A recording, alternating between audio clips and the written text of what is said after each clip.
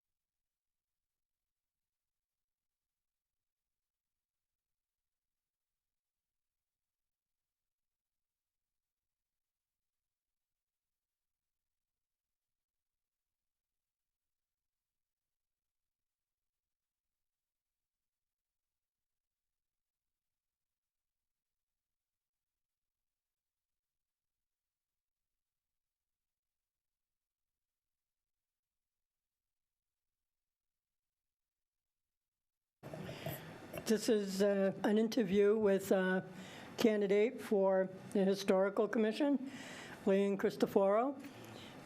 If you could come into the council chambers. I thought he was here. Is Leon here?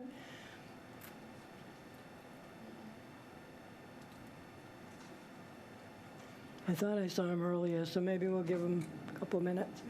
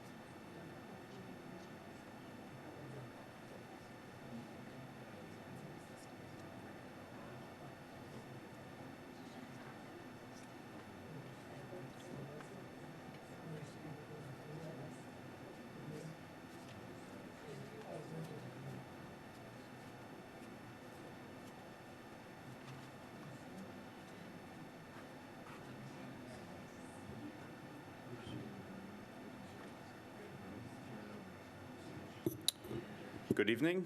This is a public hearing before the City Council, 6:35 p.m. I'm David Cormier, the Chairman of Finance, and this evening is the Clerk of Finance, Pauline Cormier, and third member, Pete Angelini. This is regarding C-100, Dean J. Mazzarella Mayor, requests that the fiscal year 2022 budget, which totals $137,076,287.10 to be adopted. The same amount to be raised by fiscal year 2022 revenue. So at this point, now that the public hearing is open, I do not have any questions or comments at this time. I'll ask members of Finance, Councilor Pauline Cormier, I have no questions at this time. Councilor Peter Angelini. I have no questions at this time, Mr. Chairman. Thank you. Okay. Does anybody, any other member of the council, Councilor Schauf Zephyr? Yep, thank you very much. I do see the new comptroller and Mr. LaPlante out in the audience. And I did ask for the actual budgets that each of the departments submitted because they're not reflected in either one of the documents that we got. Okay. So I guess through the chair, no. Sorry? It was in public. It was at the public hearing. I asked. I'm sorry? I haven't. Have you seen anything come from the city clerk is shaking her head no. I haven't seen And I didn't see anything anything. And the finance chair, Council Cormier, hasn't seen anything either. Right. Okay. Thank you. Any other questions from anybody on the city council before I go? I don't know if the mayor is here and he has any further comment before we go to the public. Oh. We're on the public hearing for the budget, 6:35 p.m. I didn't know if you had any other comments before I go to the public. Mayor? I was coming down because there was a question about information that we already sent to the council about the actual breakdowns of the budget. Sure. If you want to come in, you certainly can explain those this hearing. Yeah, Lisa.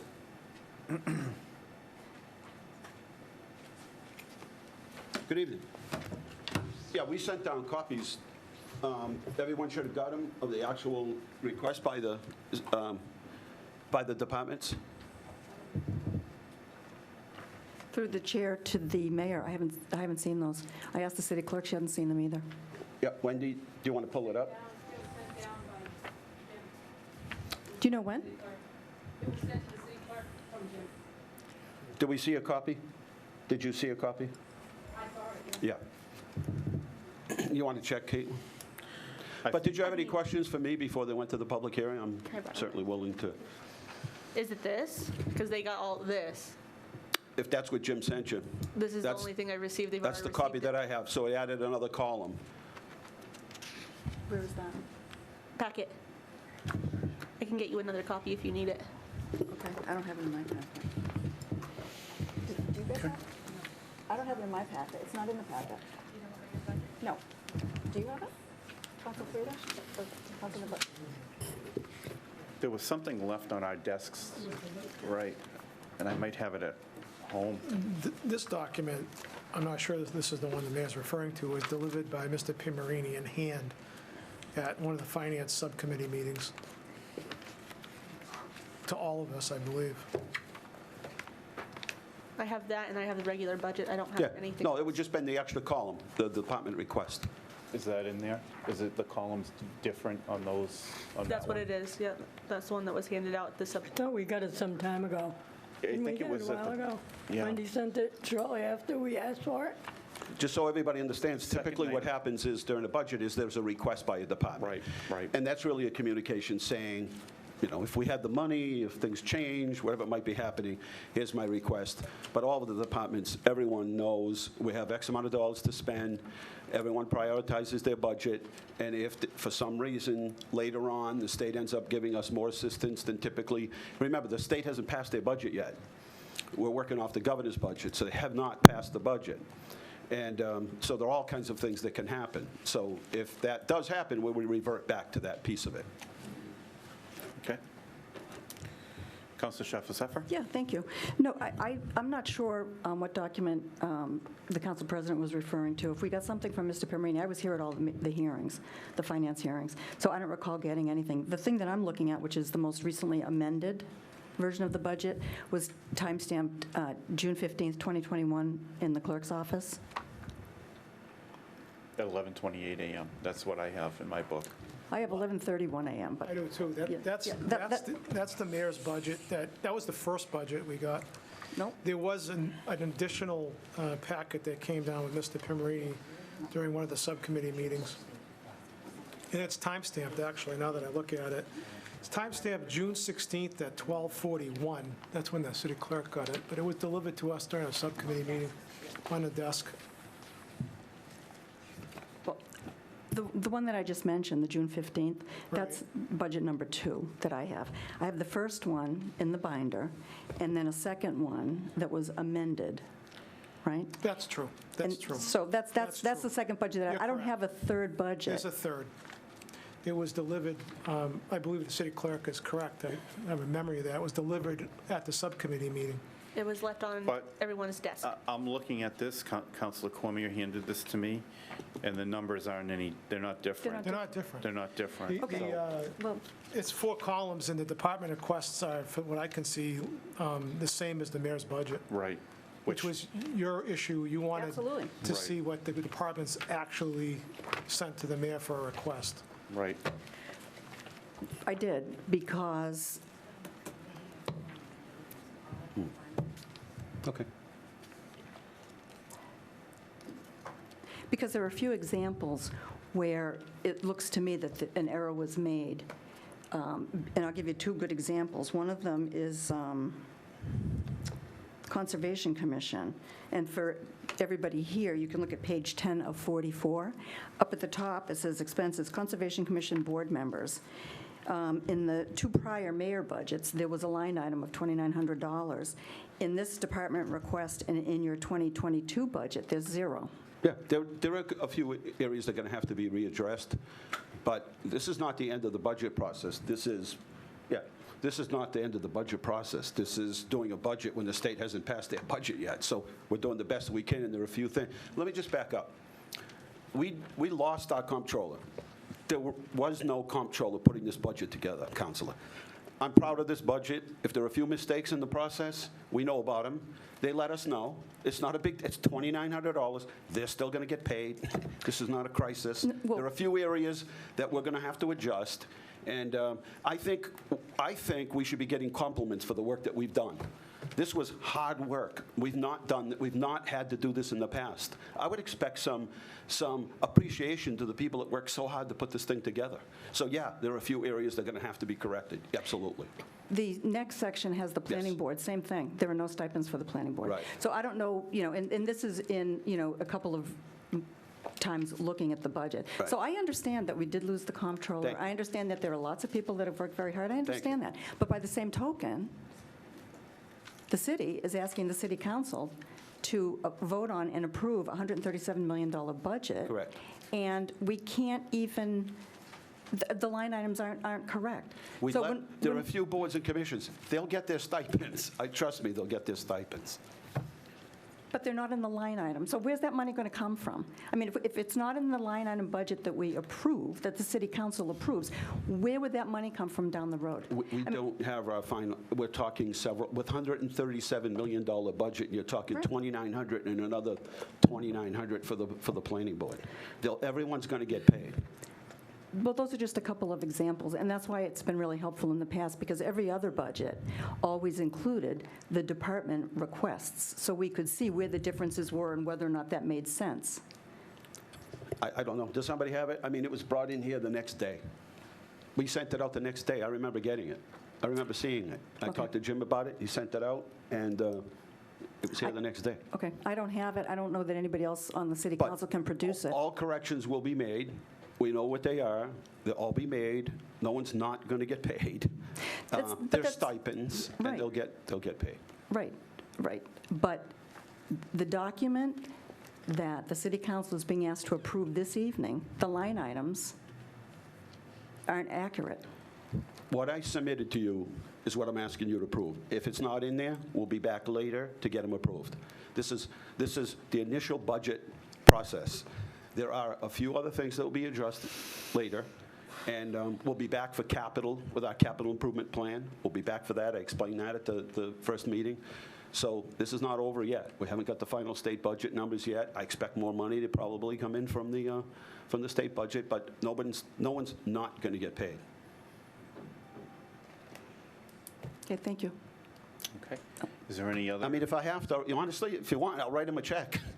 I'll write him a check myself if you want. I mean, no, everyone's going to get paid. I could write them a check and they can get reimbursed.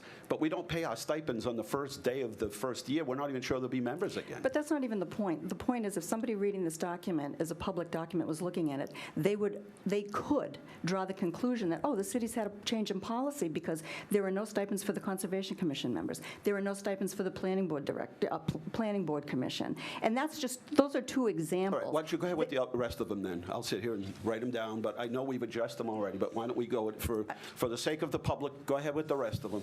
I'll write them down and we'll address them as we go along. But I promise you, any mistakes that were made, we'll fix them. But go ahead.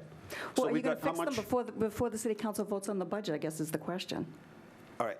How much was it for the Conservation Commission? I know we have $2,900. So, okay. Go ahead with the next one, Concom, which I already had a discussion with them. We've already talked about it. Okay. I thought this was all set. Go ahead. What's the next one? Those are the two that I had in addition to the school department. The school department's request was not reflected accurately. I can find that, too. You said there were others. So Yeah, $2,900 for Conservation Commission. What's the next one? The next one I'll give you is the school department. No, you said there was one for the, so there were Planning two. and conservation, yeah. So there were two. That's what I found. Those are two examples that I'm using. Well, don't give me example. I would prefer that you give I'm me going to give all you of the them. next one. No, I'm Okay. going to give you the next one, which is the school department. Yes. Okay? So the department request that the school committee voted on was actually $52,240,754. Not accurately reflected in the budget in the department request column. The line item for expenses is $23,915,946. Again, not reflected in the department request column. So those are pretty, and that's, the change in those is about $2.5 million. So those are significant. So I'm just saying, From the original budget or the amended budget? the school committee voted for a budget, right? And those numbers, I would imagine, would be reflected in the department request column. They're not. That has been is- fixed on the third version. Yeah. If you go to page 37 of Yeah, 44, we fixed that. the department request for salaries and expenses is $52,240,754. That's line item 1057. I believe that's consistent with what the school department, the school committee voted on. The mayor appropriated $53,688,340, so more than the request. Right. Right. Line item 1059, the department request, or the school committee vote, was $27,672,043. The mayor appropriated, or is proposing to appropriate, $23,915,946. And then there's a delta in school transportation between what on line item 1061, the department requested $4.3 million. The mayor is proposing to appropriate $4 million even. Right, and that's all in So there. there is a delta between the department request and what the mayor is proposing to appropriate, but that part was fixed in the third version. Okay, I don't have the third version. I know for a fact that this was distributed to by the city clerk, I think, and confirm it, that it was put on all our desks. I can have another copy made for you right now if you want. Yeah, thank you. Thanks, Caitlin. And what happens is the school committee can transfer funds from their expenses to salary, from salary to expenses. So they have free rein on that. School committee puts a recommended budget in. I think that's there. And then it goes to the mayor, and the mayor suggests the budget to the city council. The budget can cut, not add. And then it goes back to the school committee, and the school committee can shuffle around, move the numbers around any way they want, as long as they stay between expenses and salary and wages. So what you got is my recommendation. Right. Right.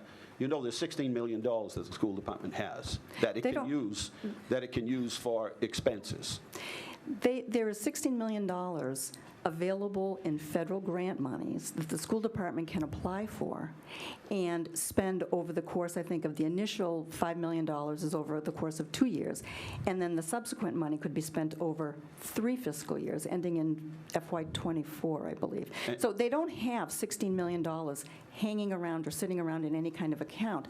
And my understanding is also that that money, that grant money, is to be used for COVID-related deficiencies, for summer school, for extra remedial things, for nurses, for counseling, for things of that nature. So it isn't like the school department has $16 million that they can just take They have been and put into their operating budget, because that's really not what it's It's been for. allotted. Besides that, one of the members that's an aide to the state rep said there are millions coming to us from the Student Opportunity Act. So there's a lot of money that's out there, and I'm proposing a budget that is higher than requested for personnel so that we can help these kids catch up. That's the whole purpose of it. If you look at the budget, it's gone up $10 million in 5 years. And so I explained at the last meeting, we're allocating that money and putting that into salary and wages so we can hire people so that we can help those kids catch up and stay with it. And so if the city council doesn't like that method, it can cut the budget. Once the budget is passed, the school committee move the money around any way they want. That's the law. That's under ed reform. So if they don't like where the salary is, they can move salary over to expenses. If they don't like where the expenses are, they can move it over to salary. Last year's budget was $77 million. This year is going to be over $81 million. We took 2.3. This is something else that I think is important. We've never talked about at the school committee meeting. 2.3 million that went last year to fund, for the schools that went to fund the pension, is no longer, that's paid. So that 2.3 million that went to pay off the pension, the unfunded liability part, has been shifted over to be put into that budget this year. Instead of putting it in for the unfunded liability, now we put it towards kids. That's an extra 2.3 million. Never brought, watch the tapes, never brought up at the school committee meeting, ever. But that's a real $2.3 million. That's like paying off your house. It's a real $2.3 million that we shifted over to the school department to spend in any way they want, as long as it's within those two categories of expenses and salary and wages. That's $2.3 million paid off that no other city and town in the state of Massachusetts can say this year. When everybody else is just trying to put a budget together that's level funded, we're taking an extra 2.3, sliding it from over here to go to unfunded liability for the pension, and we're adding that directly to the classroom. Okay. That's substantial. That is, no one else in the state has been able to do that. Okay. Are there any other questions from the city council? If not, I will go to the public. Councilor Frida? Yeah, Mayor, Yes. do we have an idea why our free cash is so high this year? I know a lot of it is attributed to, like other communities, there were no conferences, there was, a lot of the overtime could be paid out of COVID money. It just seems to be excessively high this year. Is there a reason for that, do you know? That's 2 years' worth of free cash. 2 years of free cash? Yeah. So we've already done the paper transaction, but the Department of Revenue felt more comfortable if we made another vote. It's actually just a vote, another vote of the city council, because remember, we transferred 7.4 out of stabilization 2019, and then we put it back, but they want another vote showing that we're putting it back into stabilization. Counselor, the actual free cash Right. from the last fiscal year is I'm sorry. $4,086,594. Yes. Right. And we're just sort of ratifying $7,400,164, which was from the FY19. Because it's confusing, because the state shows 13 million Right. on their books. Yep. So for the state to show. I wished. Yeah. I would give you a good explanation, but no, it's 2 years' worth. I wish. And the only other question I would have, and it was a John question, do we know what the balance of the unfunded liability is at this point? On pension? Actually, I think is what we've done the budget. We're going to have our consultant come down and meet with the council, who'll go through the all actuaries as to exactly where we're at, but we're fully funded. But as you know, you could have a bad year in the stock market. 2 years ago, we had a bad year. Last year had a good year. It goes up and it goes down. And I think Jen sent a letter. Did you send that letter to the city council about the pension that you sent me? No, I just sent it to you. Okay. All right. How about OPEB? Is that, So now what we'll do is we'll start moving towards the OPEB part. Now we've got to, remember, we were funding the pension liability. Now we're going to start funding the OPEB, which is I the think John was- unfunded. Right, that was the plan all along. Start John was funding- looking at 2037, if I could. Right, to if start I read funding it correctly, the and it- insurance part of the unfunded part of the insurance plan, right. So, but our consultant and advisor has agreed to come. There have been, ads that you might see on Facebook that say City of Leominster lost $22 million. An actual school committee member is buying ads telling the public that we lost $22 million. The fact is, we made money. I know. But the fact is, we made money. Our pension system is paid off, and that's why we're able to take $2.3 million and slide it over and give it, instead of going towards net school spending for unfunded liability for the pension, we're able to use it for kids now. And that's just $2.3 million as part of that. So the pension system is fully funded.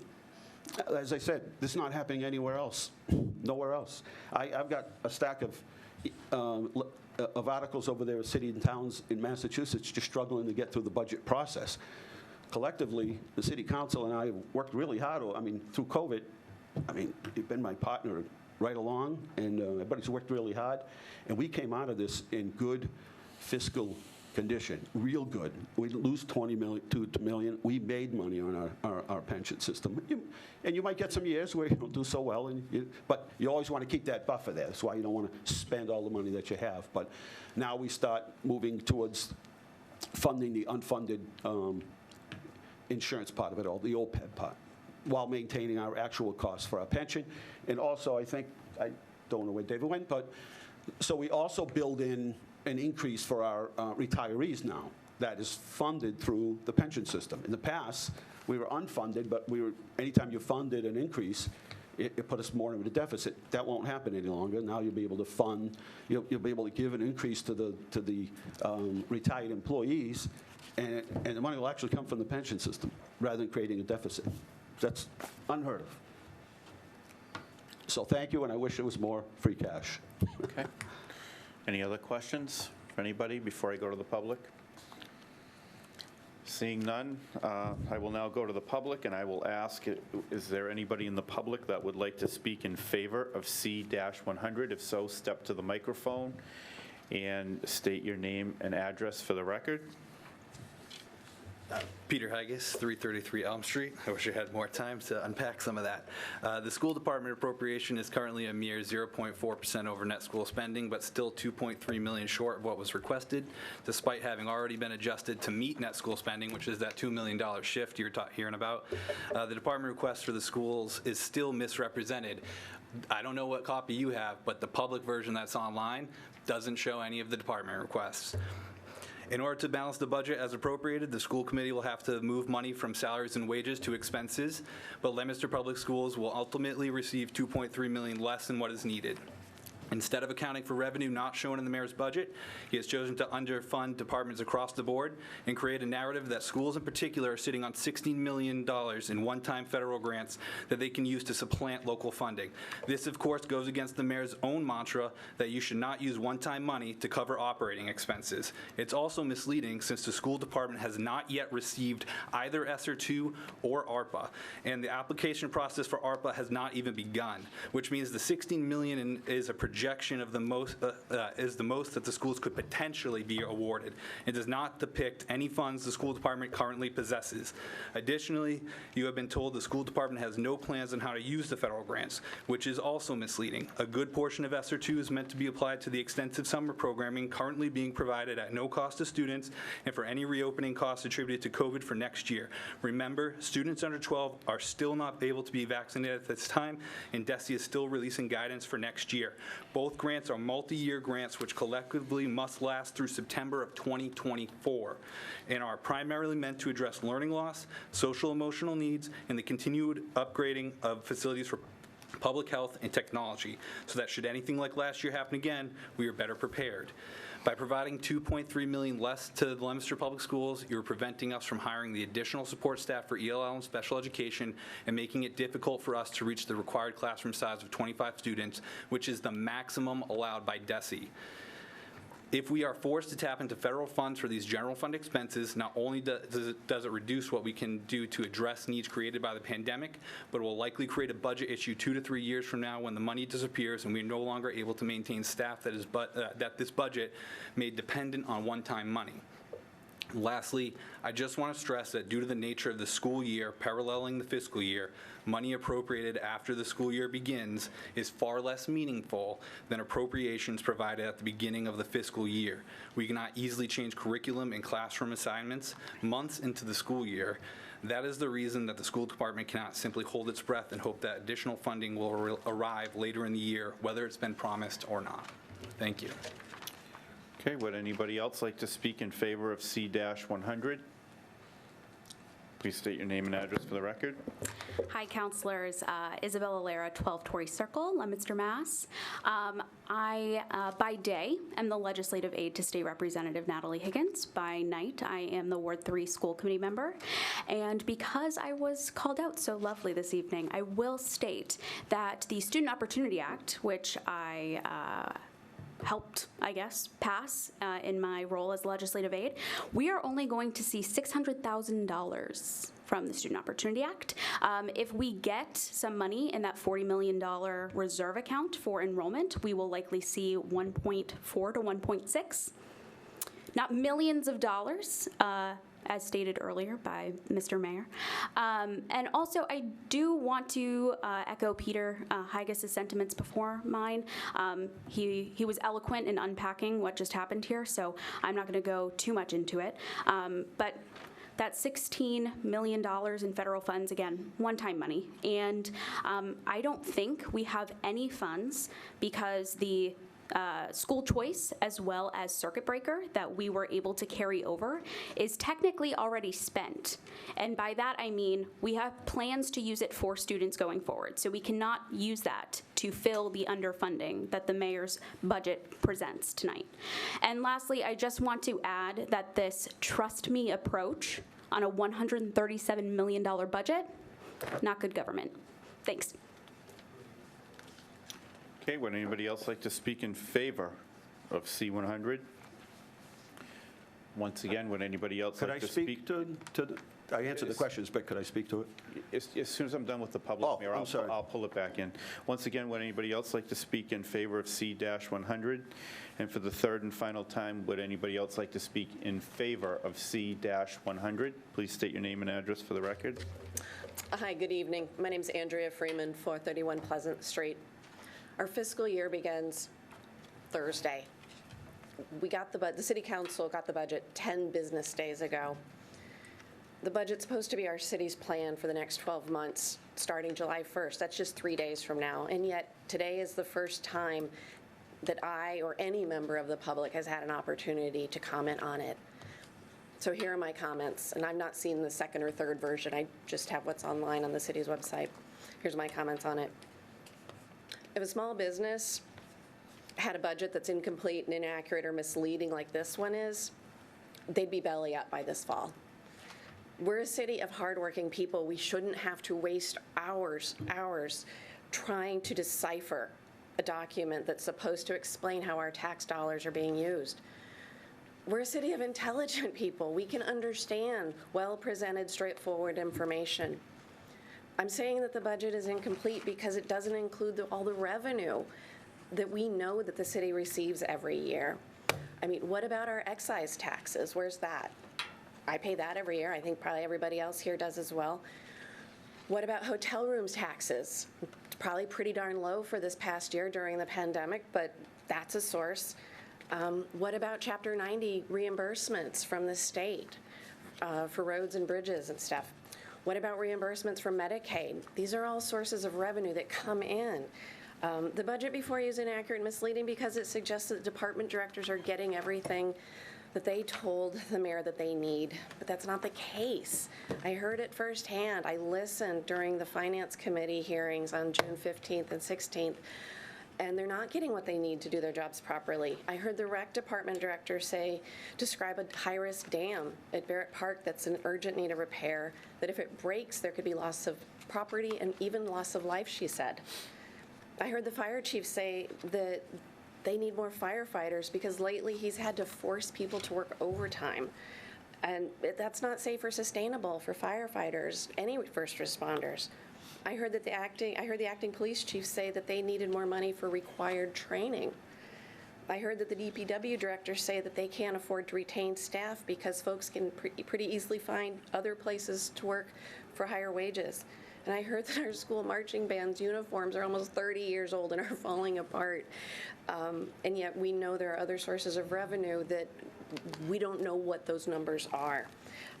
So as elected officials, our city council, you play a key role in decision-making process, and I urge you to ask the tough questions. Some of them have been asked already. I urge you to keep asking them. Please help make our budget something we can be proud of, one that's complete and accurate and transparent for all of us. Thank you. Thank you very much. Once again, would anybody else like to speak in favor of C-100? Wendy Weeks, 142 Blossom Street. I'm the grant administrator for the city. First, I want to clarify something that happened at the last meeting. I think it came up during the Recreation Department budget hearing. I think that there was some confusion over getting funds back to the Rec Department through the CARES Act and the FEMA grant. That is still ongoing. That process has taken months and months and months, and I have 4 huge binders of receipts for that. We're hoping to get the FEMA reimbursement in over the next couple weeks, but that process has changed up until February. And so every time that changes, we have to do that over. So we want to make sure we do it right. So they promised no more changes to the federal regulations, and we should be good to go. So that should be all resolved when FEMA gets back to us. The second thing I want to talk about is there's been a lot of chat about grants. I'm the grant administrator, not for the school department, but for quite a bit of the city's grant money. The ESSER 2 money, which we discussed, which is $4.9 million, that RFP was put out in March. That's right. And this, to me, is just a travesty if this money has not been applied for. These kids need help now because of COVID. And it's my understanding that the summer programs in Leominster were much different, much less than the summer programs in Fitchburg. That money should have been applied for in April. On April 5th, there was a school committee meeting, and the mayor asked specifically, can we know how that money is being spent? And it was promised that we would get that information. We did not, ever, still. So the $11 million is available on Thursday. So, the way we operate is that we plan to use this money. And if there's not a plan in place on July 1st, this is another delay in using this money. So I would hope that the school department is, if they want to share it with us, fine. If they don't, fine. We're looking at using city money to run some school programs because, these kids they're falling behind, and they need help during the summer, during the fall. So the money's, you can talk about 2024, but the money's available. And I think the time to use it would be now and not wait till 2024. And I did, the Student Opportunity Act, I have tried to get that answer of $600,000 from the state rep, so I'm very happy to finally get that number tonight. Thank you. Sent it to you, thank you. She did, but thank you. Okay, would anybody else like to speak in favor of C-100? Once again, would anybody else like to speak in favor of C-100? For the third and final time, would anybody else like to speak in favor of C-100? Would anybody in the public like to speak in opposition of C-100? Once again, would anybody like to speak in opposition of C-100? And for the third and final time, would anybody like to speak in opposition of C-100? Seeing none, I will ask, does any other members of the city council have any other questions or comments? I know the mayor has a couple more, and seeing none, Mayor, if you want to. Thank you. Again, sounds like the city's in bad shape. Let me just thank you. It was a rough time. We're still not out of it, but you worked closely with me. Maybe it wasn't as visible, but some of you I worked closer than others. And I'm happy to report we came out of we came out of this in good shape and good financial shape. As I said, the only community to pay off their pension. Yeah, we turned in a budget. We didn't have a budget director.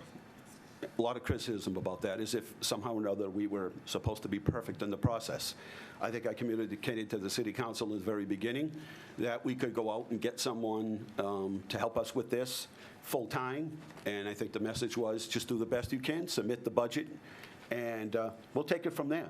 I think that was the combined effort here in our conversations. Do the best you can, submit it. We did.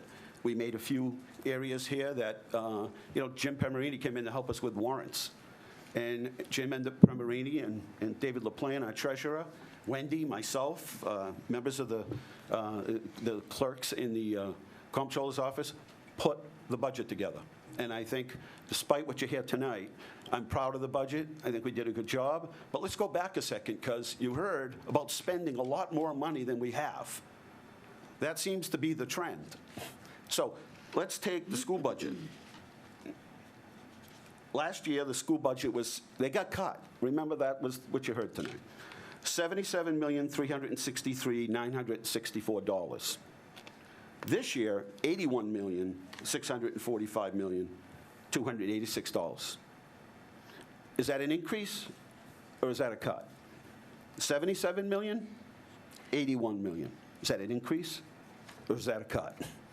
2.3 million from unfunded liability that one penny went to a student, shift over to the classroom, 2.3 million. Is that an increase? Is that a decrease? Is it an increase? Does that benefit school kids or doesn't it? Ask yourself. I think I was very clear from the very beginning. We took the revenue sources that we knew, a 2.5% increase in the tax rate, which I'm never happy to do. However, it was necessary. We took new growth. We estimate around $1 million. We don't have the numbers for hotel motel, but it hasn't been great. And it was said tonight that we didn't use our excise tax. We do. It's in the budget. It's in there. It's very clear. So those are our revenue sources. So if you know other revenue sources to fund all those things without having to raise taxes, I'm here. Let me know. Share it with me. The corrections will be made. I'll pay these people out of my pocket and get reimbursed later if that's necessary. But my budget is my budget. It is what I submitted to you as my recommendation. School committee gets their chance. They get a bite of the apple. They submit it to the mayor. The mayor submits his or her budget to the city council. It's a reflection on what I believe we need. What I believe we need is more money in the classroom, less administration, and those dollars that can be used, that $16 million that can be used for expenses, should be used for expenses so that we can hire. And if we have to hire a tutor for 2 years on contract basis, we hire them for 2 years. We've got to get these kids caught up. We took a lot of our CARES Act money and shifted over to the school department. We bought Chromebooks. We ran a program from the Boys and Girls Club of America for kids that had to stay home because their parents had to go to work. We had a successful year despite it all. So I don't know where all this extra money's coming from, but I'm submitting to you tonight a balanced budget based on every dollar that we anticipate taking in. I can't spend money I don't have. I don't live in that world, okay? I own a small business in town. I own 2 small businesses in town. I own 3 small businesses in town. I cannot spend money I don't have. I believe you understand this process, that you're not confused at all. There are X amount of dollars that come into the city. We take in some state money, and we have local revenues. Those are all been accounted for right here. Every single dime has been accounted for. Now, if you want to raise taxes, that's a whole nother conversation. I don't think that's the conversation that we're going to have tonight. And each department will always come here and tell you the best of their abilities, the kinds of things. They don't use those budget. They don't come down here and share with you their needs and the things that they wish they could have so they could be used for political reasons. They don't do that. They come down here and they share to you, this is what we need to run our departments. However, you must have missed an important part of this, 3 extra firefighters that we're going to be hiring so that we don't have to force hire for overtime at the at the fire department. We have the most firefighters that we've ever had and the most police officers. And again, every dime is right here. It's all explained, a 5-page letter of exactly where every dollar went. And again, school department's budget is $70 million in 2018. It's now $81.5 million. That's an increase. Some of these budget line items have actually gone down because we've hired new people, which brings down the cost of doing business. So if you have any questions, I don't want to leave you in a alert chair or leave you in bed because you worked so hard. And I think you understand exactly what's going on and you understand the budget. We have so many dollars to work on. We have to prioritize those dollars. We haven't cut trash pickup. We haven't laid off anybody. We've increased the activities and the services that we deliver here in the city of Leominster each and every year. It's stated tonight, we don't know where our Chapter 90 money is. We've already done one paving project. We have a second one that you've appropriated $1 million. And then we have another Chapter 90. Once we get that allotment from the state, then obviously that'll show up. But that hasn't shown up yet. So I think you understand this. I do believe it. But if you have any questions for me before I leave, please. I don't want to confuse the public with what they heard tonight because that's absolutely not the truth. And I heard for myself, and I'll find the tape, that we're going to get $3 million in the Student Opportunity Act. But I'll take that up later. Okay. Any questions? Is there any other? Can I clear anything up? Councilor Frida. Mayor, I know this isn't directly related to the budget, but I know we're in line for $20 million of ARPA money. Do you have any idea where, I know we probably have about 6 of it now, and with the two separate disbursements. Do you have any idea where any of that is going to be spent? Do you have a plan already for that? Absolutely. A lot of it is going to actually be put towards infrastructure. They won't let us use it for paving. They'll let us tear up the street and put new infrastructure in, but they won't let us use it for paving. We don't, remember, and we actually have a list of what you can use it for in the school department and the city. We'll share that with you. It actually can be used towards Chapter 70 on the school side. And so what we have our list that we're going to request, but it has to be approved from the state. So something as simple as we're working with the library. Mr. Mayor, could you hold that Yes. thought? We're going to open the meeting formally and do that right now, then we'll go into recess. If you could join me in the pledge. I pledge allegiance To the flag United States of America, and to the republic for which it stands, one nation, under God, indivisible, with liberty and justice for all. We'll now take attendance of the council members present, starting with Councilor Frida. Present. Councilor Dombrowski. Present. Councilor Shalfo Zephyr. Present. Councilor Angelini. Present. Councilor Arndinger. Present. Councilor Pauline Cormier. Present. Councilor David Cormier. Present. And I shall be recorded as present. All 8 members of the council are present. Does the Vice President have a report? Yes, Mr. President, I reviewed the minutes of June 14th, 2021, and find them to be in order, and unless there's any objection, I ask that they be placed on file. Thank you very much. I'll entertain a motion to go into recess. Moved by Councilor Frida, seconded by Councilor Shalfo Zephyr. All those in favor of recess, please signify in the usual manner. We are in recess. Mayor, you can continue. Sure. So one example is, remember the old days of the bookmobile?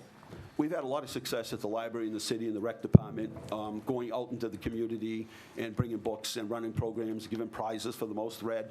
And so instead of investing in a bookmobile, we're going to do a pop-up library. And actually, the members of the library have already come to one of our events. And so it will be a truck. It'll have pop-up sides. It'll come out, and there'll be tables, and kids can, we have plenty of donated books, but we'll have books available for them. They can sign them up electronically now to get a library card. Those are the sort of things. We want to work in parallel. We really want to catch these kids up. And so, yeah, we have a plan. We do have to submit it and get it approved. But we know we're going to, we've been told. I've been on so many webinars and Zoom calls, and we've been told unequivocally that we're going to get the money for schools, and we're also going to get money for the state. We're not a community. Some community, we're an entitlement community, so we'll get it directly. Other communities aren't, so they're going to have to apply for it. It's just a question of what we want to do with it and whether or not they accept that. I just want to add, this is my 34th budget, I think, that I've worked on. And I've been on those Zoom meetings and webinars, I think to the tune of 38 or 39 of them, that the MMA has moderated with the Lieutenant Governor since this all started.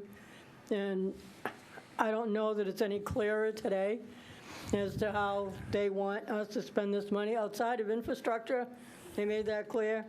I think there's just a lot of complicated issues with the COVID money, with the coming from the federal government and how they're dispersing it, what they want it spent on, between the ESSER money for the schools and the money for the municipal side, and then losing our comptroller in the middle of this as well.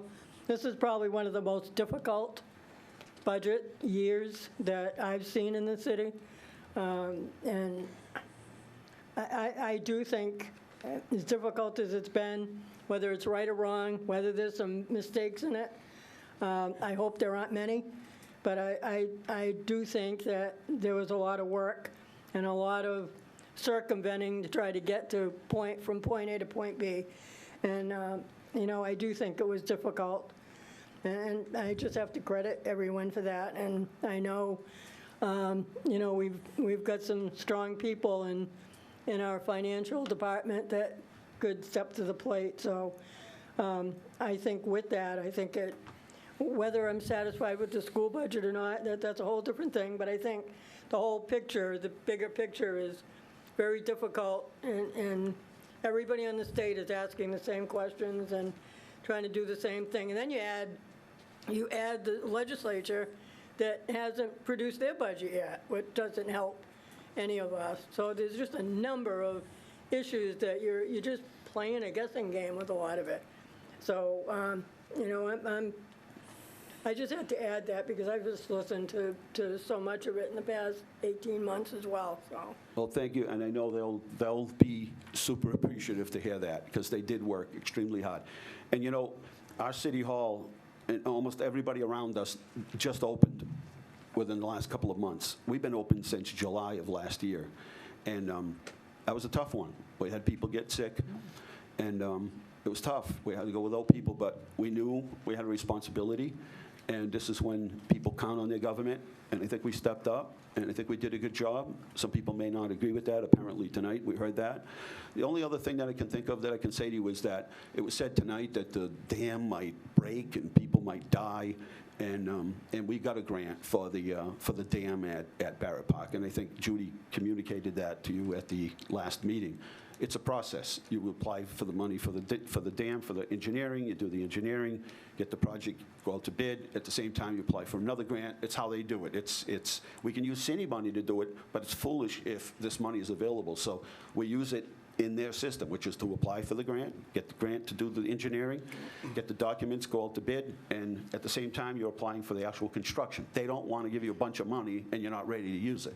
They carry it over for 2 and 3 fiscal years. So there's a good reason for that. But no one's going to die, and the dam's not going to break, and the world's not coming to an end. But again, I just want to thank you. You worked just as hard as we have, and I know, Councilor, your comments to those that worked on this budget, and yes, there were a few things that need to be adjusted, but I think we explained it. I'm surprised because I think we explained it that there were a few things in here that had to be adjusted, and we're not the budget directors. We have a new budget director here, so I'm very happy to hand that off to her as the former budget director, as the acting budget director. I'm very happy to hand that off to her, but we have a good team in place, and I think it's pretty good. We only missed a couple of things here, and they were minor, and there's stipends, and they'll get paid. Okay. Councilor Shalfo Zephyr? Yeah, quick question. Mr. Mayor, do you know how much the city's getting from the American Rescue Plan? Do you know what? We just discussed that. Do you know the number? What's the I'm total, curious. No, Wendy? I didn't write it down. Do you know? I want to Wendy? make sure it's correct. I'm sorry? Yeah, it's 20 million. Just for the city side? That doesn't include the school department, right? Okay, 20 million, okay. Thank you. It's 11 and 9, isn't it? Yeah. 11 and 9? And we have our plan, and we hope they approve it. Separate pots. Is there any other questions from the council?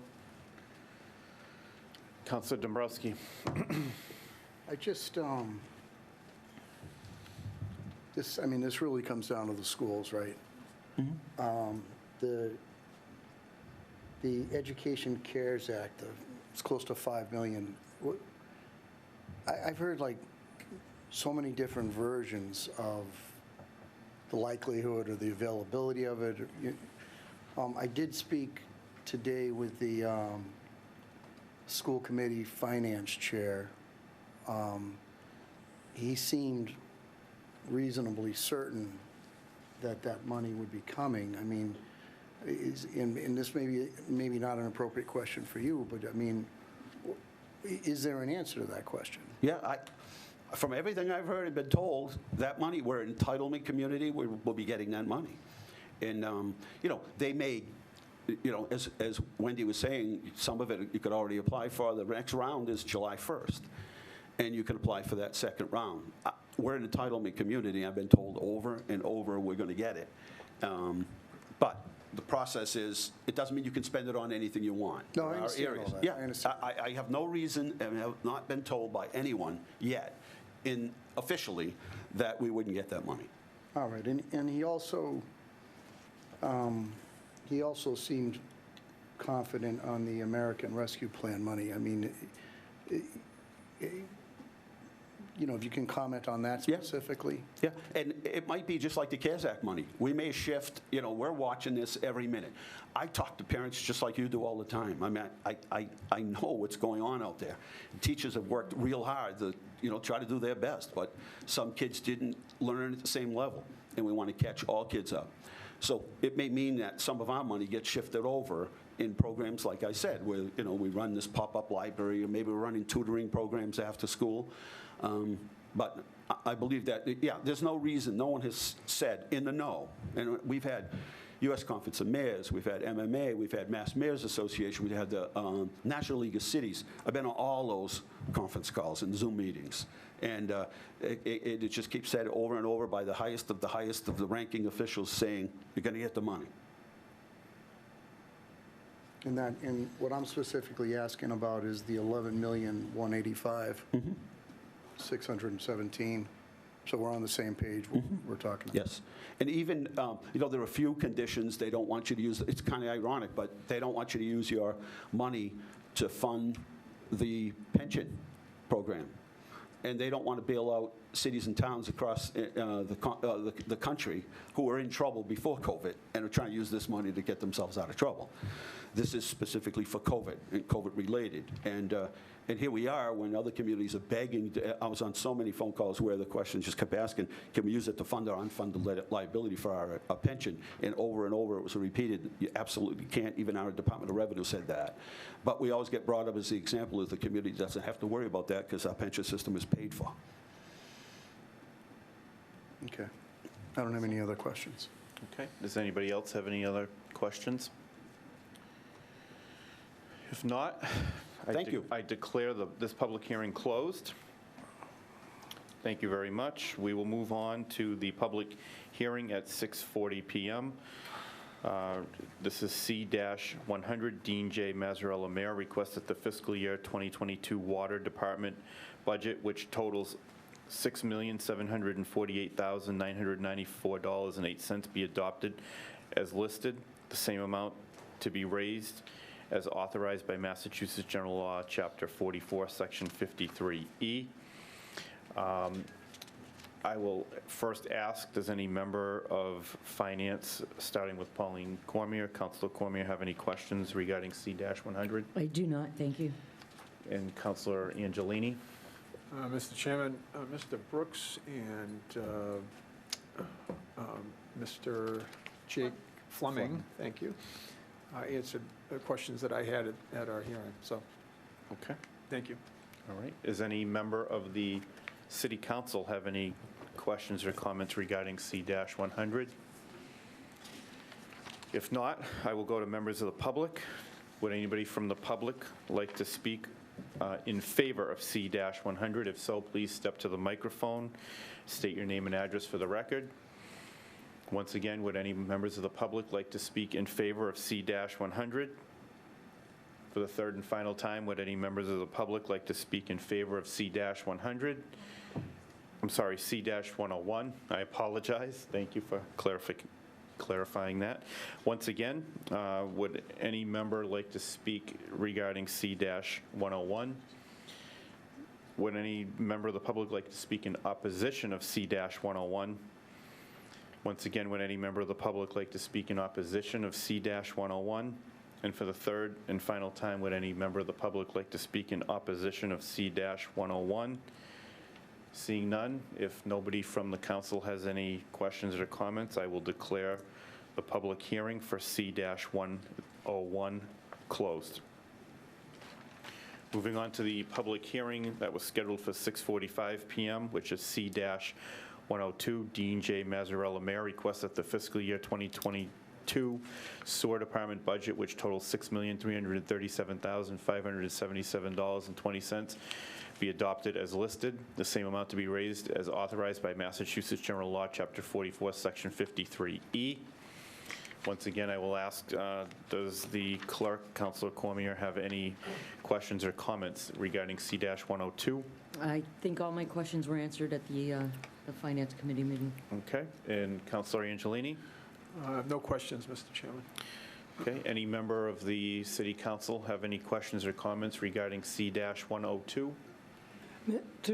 Mr. Chairman? Sure. Just for the sake of the public that watches, maybe, and it's just a suggestion, you should explain why 101 and 102 is separate from the budget.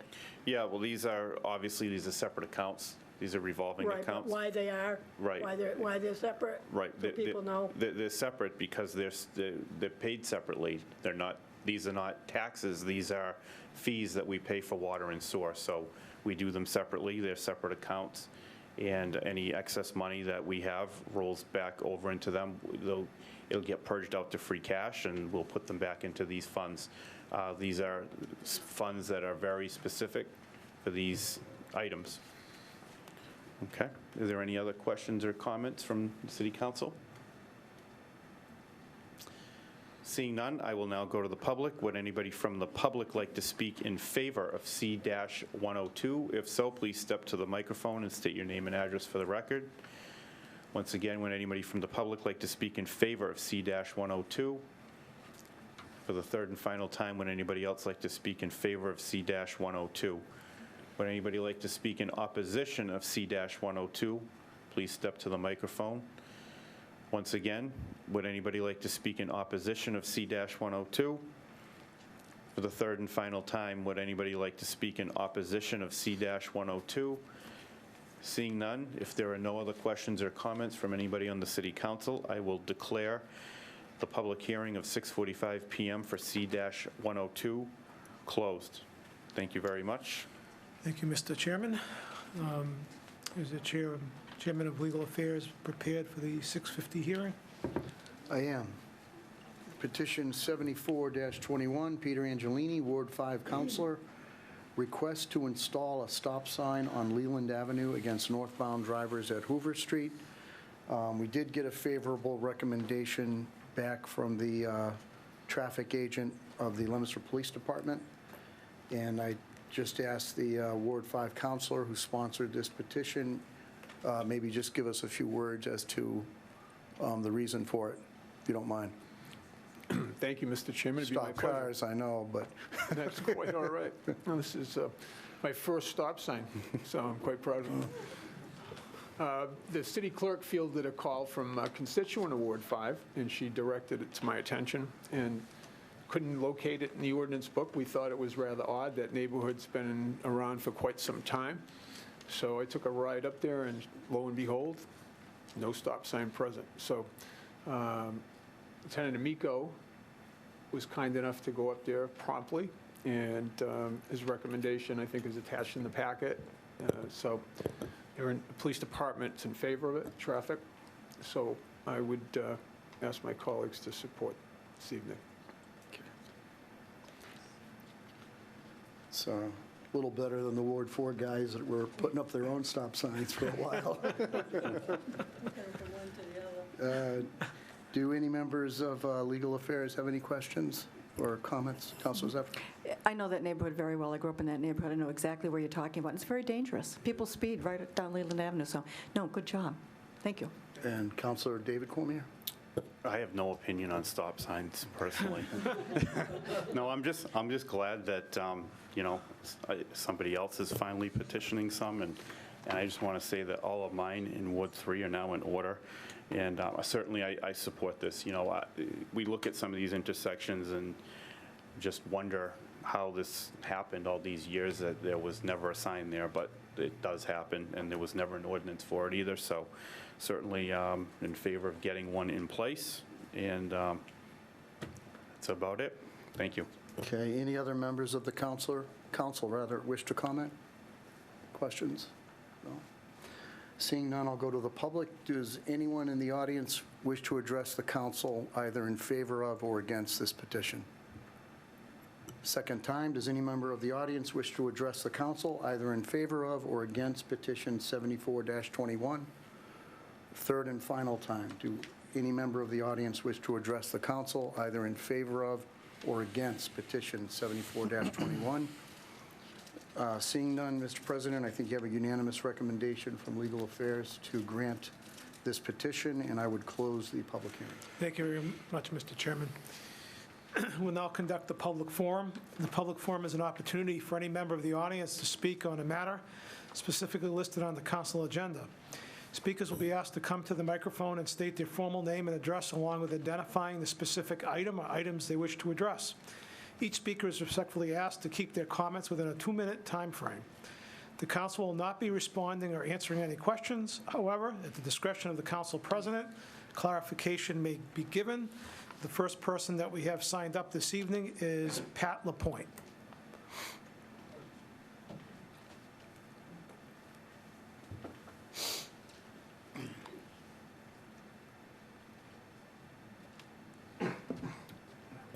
It's been a while. Patrick Lapointe, 39 Carolyn Street, Leominster, Mass. I was checking some notes today. They go back to 2006. And I also have plans from 1963 that show the new Leominster High School plans to be built on where they are now, on Kingman Drive. In those plans, it showed beautiful athletic fields around the back of the school. Obviously, they weren't built. And now, before the council, we have Communication 96 and 97, which I am strongly in favor of. Those fields, that complex needs to be built. Our student athletes don't have the same facilities that the schools have that they compete against, and there's no reason for that. Doyle Field was built back in 1931, and it's to be used for the high school sports games. It's being used now more and more for practice, which it wasn't intended for, and I'd hate to see it deteriorate because of that. It's a great concept. I've been involved with it since well before 2006, and again, I'm here to speak in favor of it, and I hope it gets built soon. Thank you very much. Thank you, Mr. Lapointe. The next signee is Devin Gates.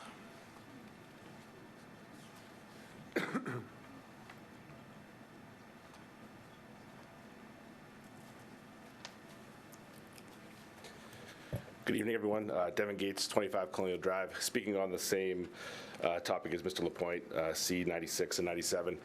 I also abut the property where the proposed plans are for the field as well. I'm also the high school football coach and a dean at Skyview Middle School, so a lot of hats in the ring here. But you know, I'm aware that the field, the most recent plans for it go back to around 2012. As someone who's worked at the high school, and right now the football team is the only team that uses that field right now, and it's just because logistically it's really tough to get all of our equipment and everything to other fields. Other athletic teams at the high school are either busing or driving to other fields in the community or using Doyle Field, which is currently getting overloaded. But this is a safety concern too, with new drivers on the road having to go all over the city to practice. It's well overdue, and really hoping that it is something that progresses expeditiously, as it is much needed. Also with the band too, not only are they desperately needing uniforms, but they also practice from the parking lot of the high school right now with painted lines and whatnot. So it's needed not just for athletics as well, but also marching band and PE classes and so many other things that could really use it very well. Thank you. Thank you, Coach. Is there any other member of the public that wishes to address the City Council on a matter on our agenda this evening?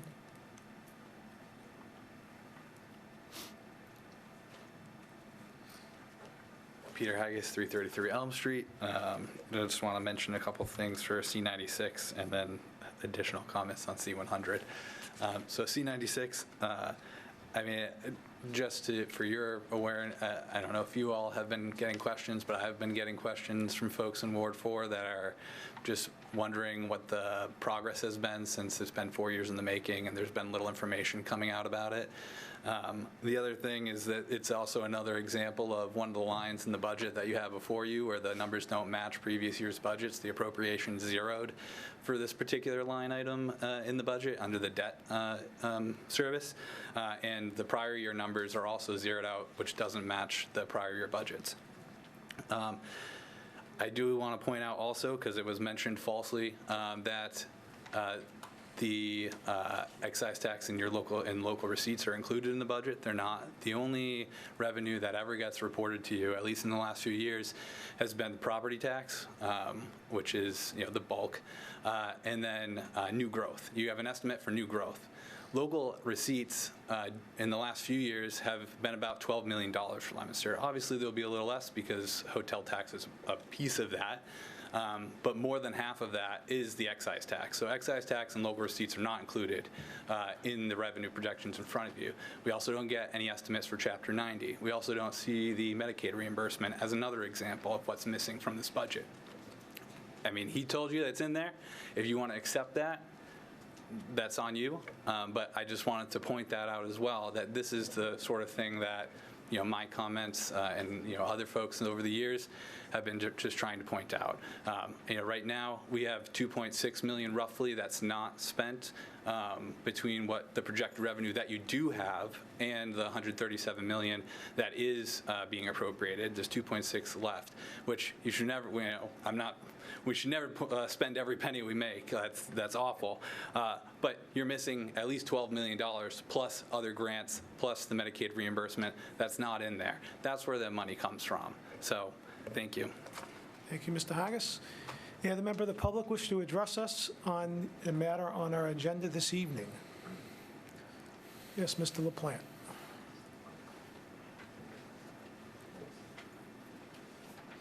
Good evening, David LaPlante from Mary Mabin Leominster, also the previous treasurer, and there's inaccurate information being told yet again. If you look in your budget book, the $954 million is there. It's right here. That is line 973, it's between 972 and 973. I don't know why it doesn't have a number. It's right there. It's always been there. It's not gone away. Also, excise tax. We never, in my 30 years as treasurer, have ever come down here to tell you, hey, we're going to get $2.5 million in excise tax this year.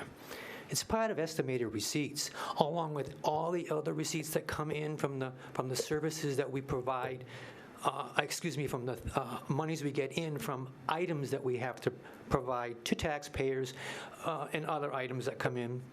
That's never brought before you because that's not a specific number. The comptroller would estimate that every year, and it's called the estimated receipts, and it's something that we use conservatively, yes, to be able to budget moving forward. It's not in here. You won't see that. It's never has been in here. All right? So I just want you to know that many of us worked real hard on this, and none of us ever had to do this because it was done by one gentleman who did a fantastic job. We provided information to the comptroller. He was the one who put the whole thing together for us, and he had a keen mind. If it was one number off, he had it before it got down to you. There are several items that I identified to the mayor that I went through the budget for payroll, planning, conservation, planning stipend for, I can't remember the name of the job, but this recording secretary is short. But we're talking very little money for those. They were just missed. When we put the budget together, we did hurry, and those somehow got dropped off, but they definitely will be put on there. We don't have to promise because it's going to be there. And the only other one I can remember is the sewer department actually forgot to give us an item like a stipend for like about $10,000, but that comes out of their budget. Any money we need will come out of whatever item we want to use. If we have extra money in the budget, some of the lines I've noticed have a little extra money in there, but not a lot. But I can tell you that whatever we need to fund that's not in this budget, from what I've gone through, and I'm not telling you I found everything, but the expenses are pretty much there. It was more solely the payroll parts, and I went through them as best I could. I can't tell you they're going to be 100% correct, but I'm fairly sure I identified all of the missing areas, and we've identified them, and we have a funding source for them, and so there's no problem. So just wanted to clear that up, because I've heard a lot of things tonight, and in my 30 years of doing this, it hasn't changed. And now that I'm retired, I guess I can say something, because I'm not the treasurer anymore. So I'll be over here if you need me. Thank you, Mr. LaPlante. Is there any member of the public that wishes to address the city council in the public forum on an agenda item? Hello again, Andrea Freeman, 431 Pleasant Street. I'm speaking to item 100 as well. And I understand, I totally understand what a challenging year it has been and how hard people have had to work, especially with the loss of the comptroller. And also, we know that for 30 years, everything has been done pretty much the same way. And, you know, trend does not have to be destiny. If you look at other communities' budgets, they are so much easier to understand. I have not seen, the public does not have access to the information that that city councilors have or that the mayor's office has. And even when you do finally get it, it's not searchable. It's a scanned document. And in this day and age, you can have a searchable PDF that's shared with the public. So it's very difficult to comprehend and understand. And whereas other communities make it a point, they make it their job to make it easy to understand. And that's the process is what I'm speaking to. I know there's going to be some numbers wrong here and there. I get it. It's been a hard year for everyone. I don't have time to make my own Excel spreadsheet from a $137 million budget. We don't have time to do that, to compare it budget to actual. That's not in there. I've never seen a community that doesn't have those kind of numbers available right like that. And I realize it's not been done like that for many, many years, and I'm just saying it doesn't always have to be like this. Thank you. Thank you, Ms. Freeman. Is any member of the public that has not yet had an opportunity wishes to address us in the public forum?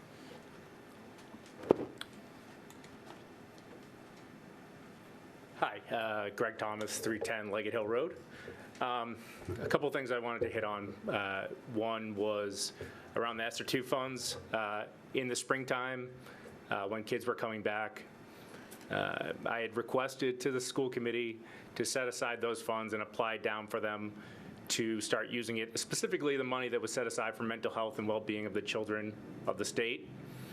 And I was told that we couldn't apply for the ESSER II funds because the ESSER I funds hadn't been spent yet, because it was first in, first out. So I just wanted to clarify that. The second piece, I drove down here after listening to some of the meetings so far, and I heard a bit of a broken record. I heard a message of, we're gonna have to take funds out of salaries and wages to cover expenses. That sounds a lot like last summer. And what I just wanna say is that we are here for our children first And that is first and foremost what we need to do. These kids have been through so much, and whatever the decision that's made tonight, regardless of whether you agree or disagree, we need to make sure that we are providing for our children in the schools. Thank you. Thank you, Mr. Thomas. Is there any additional member of the public that wishes to address us in the public forum?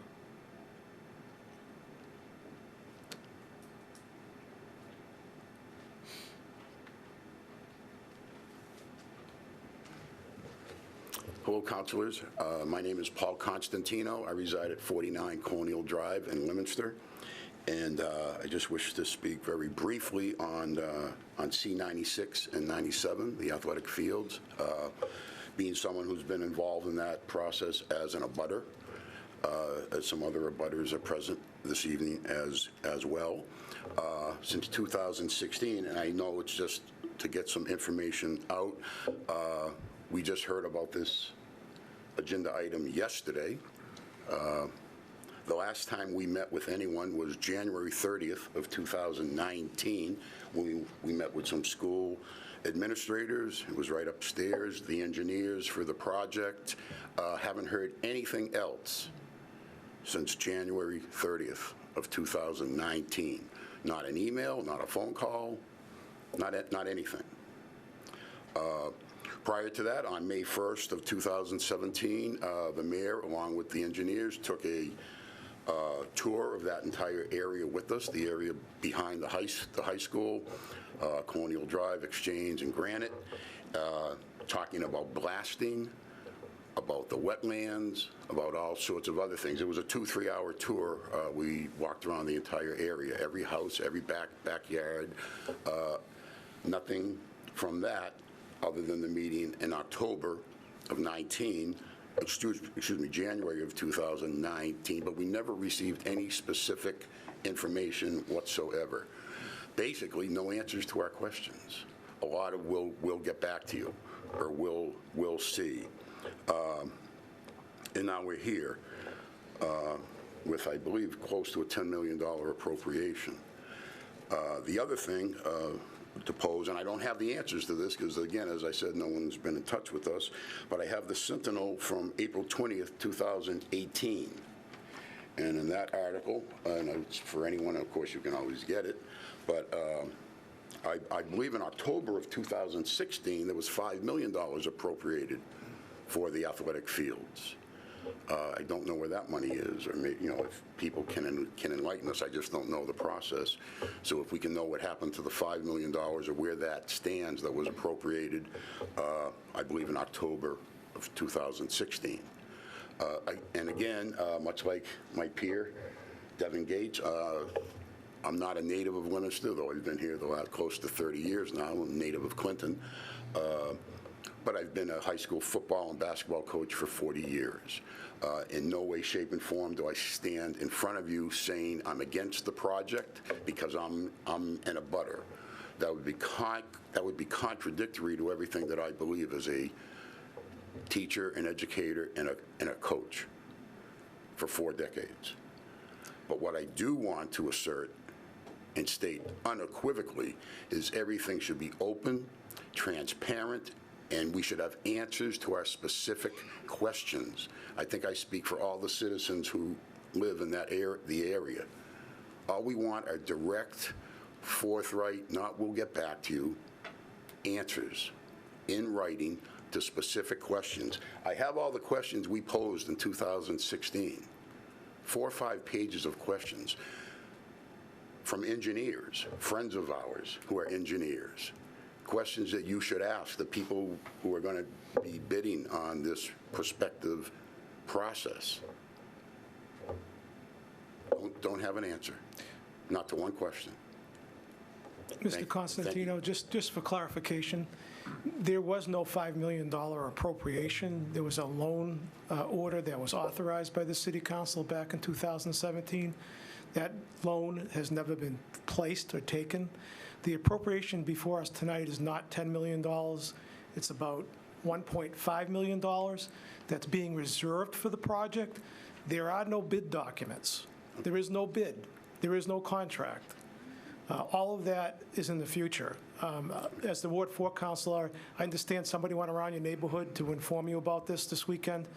Wasn't me, I didn't know anything about it. But I will be happy to sit down with all of you at a meeting we can arrange, long before there's any project that's put out to bid. Okay. Well, I thank you very, very much for that, and that just goes to my point. We didn't know anything. Yeah. We didn't know about this till yesterday morning. Not a problem. After January of 2019. Thank you, Mr. Constantino. Thank you. No, I'm not taking any comments from the council. Any other member of the public wish to address us in the public forum?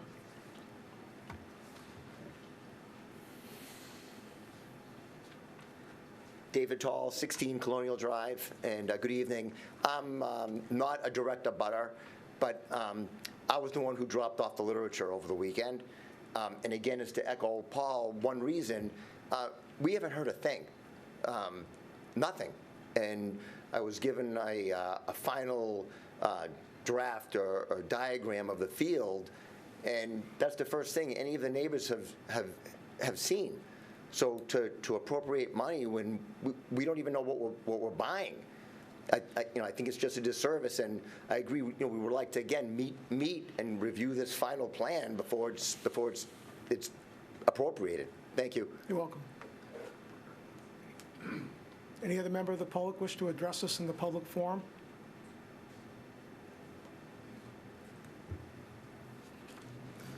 The second time, any member of the public wish to address the City Council in the public forum? And the third and final time, any member of the public wish to address us in the public forum? I'll declare the public forum closed.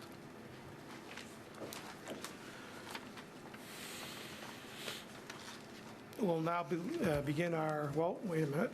We have, Okay, no financial stuff. petitions first time on the agenda, starting with 76-21. 76-21, City of Leominster Retirement Board requests to accept the provisions of Chapter 32, Section 20, parentheses 4, parentheses H, regarding changing the board custodian's maximum allowance from $1,500 to $3,000 per year. 76-21 is referred to the Chairman of Legal Affairs. 7621, I think first we have to accept this, correct, as an emergency? No, that's 78-21. Oh, I'm sorry.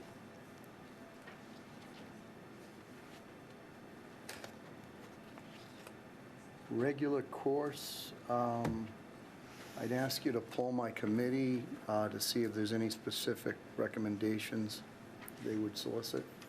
Councilor Shalfo Zephyr?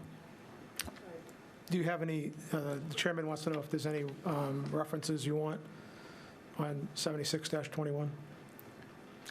No, I don't think so, but I would ask the former treasurer just for a little bit more detail.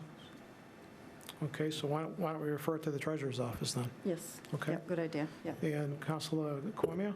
Yeah, I just, I don't have any specific other referrals. I haven't read, the general law, but I will on my own and go from there. I'm assuming that this probably, I don't ever remember this being raised, not my time here, so. No, I don't either. But I'll do some more research of my own, but other than that, I don't have any other referrals that I want. Okay. So 76-21 has been given regular course with a referral to the treasurer's office. Thank you. Moving on to 77-21. 77-21, Massachusetts Electric Company, doing business as National Grid and Verizon New England, Inc., requests permission to locate poles, wires, and fixtures, including the necessary sustaining and protecting fixtures, along and across the following public way. Elm Hill Ave, National Grid to install one jointly owned pole on Elm Hill Ave, beginning at a point approximately 235 feet north of the center line of the intersection of Litchfield Street, and continuing approximately 15 feet in a western direction. Relocate pole number I-0-1, roughly 15 feet south to serve two new duplex buildings, and remove pole from in front of proposed driveway of 51-53 Elm Hill Ave. 77-21 is referred to the Chairwoman of Public Service. Yes, Mr. President, regular course. We need to establish a hearing date for July 12, 2021, at 6:45 PM. Very well, you've heard the recommendation of the Chairwoman of Public Service to give 77-21 regular course and establish a public hearing on July 12th, 2021 at 6:45 PM. All those in favor of establishing that hearing date, please recognize in the usual manner.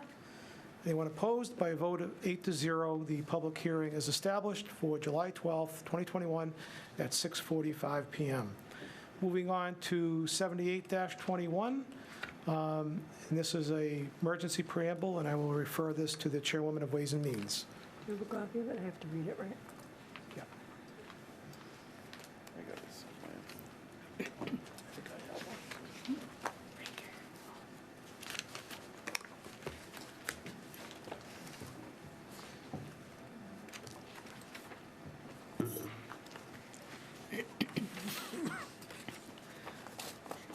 Yeah, this is, we have to vote on the emergency preamble first? Yes. Okay, that for you to do? If you want to just give I can give a brief synopsis if you want. This is a, Oh, you want me to give, I don't mind just a giving this. brief, I don't think you need to All right. read it till we vote on the emergency preamble, Yeah, but This is brought to us as an emergency. In talk about parent involvement, there was a parent that was really pretty active and concerned for her children and called, I know she called me a couple of times, I'm going to assume she called many others, and has asked us to support an option for remote learning that the state has not done, and she's looking for support on this, for us to support that as a council following the school committee vote, which did the same. So I would ask that we look at this as an emergency. very well.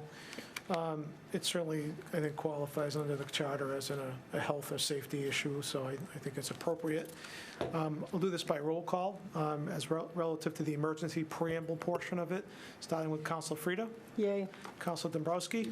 I agree, yay. Councilor Shalfo Zephyr. Yay. Councilor Angelini. Yay. Councilor Arndinger. Yay. Councilor Pauline Cormier. Yay. Councilor David Cormier. Yay. That shall be recorded as yay. The emergency preamble has been accepted. And Councilor, if you want to read it, we can. I do. To the Honorable City Council, the undersigned petition, your honorable body, to City Council support of a remote learning option for the Leominster Public Schools. Whereas on March 11, 2020, the World Health Organization declared the COVID-19 outbreak a pandemic, and whereas on March 12, 2020, the Governor of Massachusetts issued Executive COVID-19 Order Number parentheses 2020, declaring a state of emergency for the Commonwealth of Massachusetts arising from the COVID-19 pandemic. And whereas on March 15, 2020, the Governor of Massachusetts issued Executive COVID-19 Order Number 3, 2020, declaring the temporary closure of schools K through 12 until April 6, 2020, and extended the order twice with Executive COVID-19 Order Number 16 and Executive COVID-19 Order Number 28 on March 25th, 2020, and April 21st, 2020, respectively. And whereas on August 18th, 2020, the Governor of Massachusetts issued Executive COVID-19 Order Number 49, authorizing arrangements for childcare and supervision during the school day to accommodate remote learning. And whereas the Center of Disease Control issued guidance on May 15, 2021, recommending that families of students who are at increased risk of severe illness, including those with special health care needs or who live with people at high risk, should be given the option of virtual instruction, regardless of the mode of learning offered.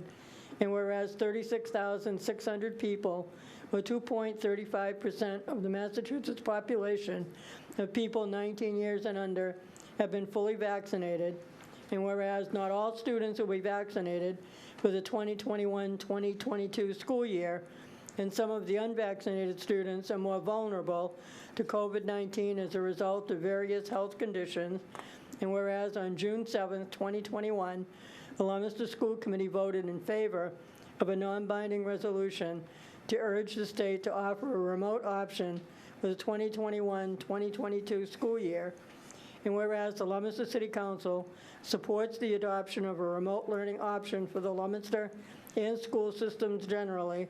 Therefore, let it be resolved that the Leominster City Council send a copy of this resolution to the Massachusetts Department of Education, strongly urging that the department grant and endorse a remote learning option. I will go to members of my committee, but my recommendation would certainly be to support the resolution. Very well. Councilor Dombrowski I agree. and Councilor David Cormier. I also agree. Heard unanimous recommendation of the Ways and Means Committee to support the resolution. Is there any further discussion? Seeing none, this will be by roll call, starting with Councilor Frida. Yay. Councilor Dombrowski. Yay. Councilor Shalfo Zephyr. Yay. Councilor Angelini. Yay. Councilor Arndinger. Yay. Councilor Pauline Cormier. Yay. Councilor David Cormier. Yay. I shall be recorded as yay. The resolution passes by a vote of 8-0. Thank you very much, Councilor. Moving on to matters before the City Council, starting with the financial report.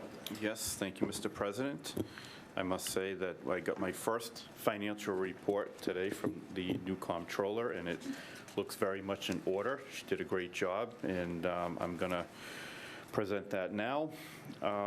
We started the fiscal year on July 1, 2020, with $14,189,000. Looks like $152.27. The city clerk stamped right over that. And to date, we've added $47,683.19 in interest, $7,400,164 from the fiscal year 2019 free cash. We replenished FY20 C-60 and C-70, which was money that came out for prepaying retirement for $1 million.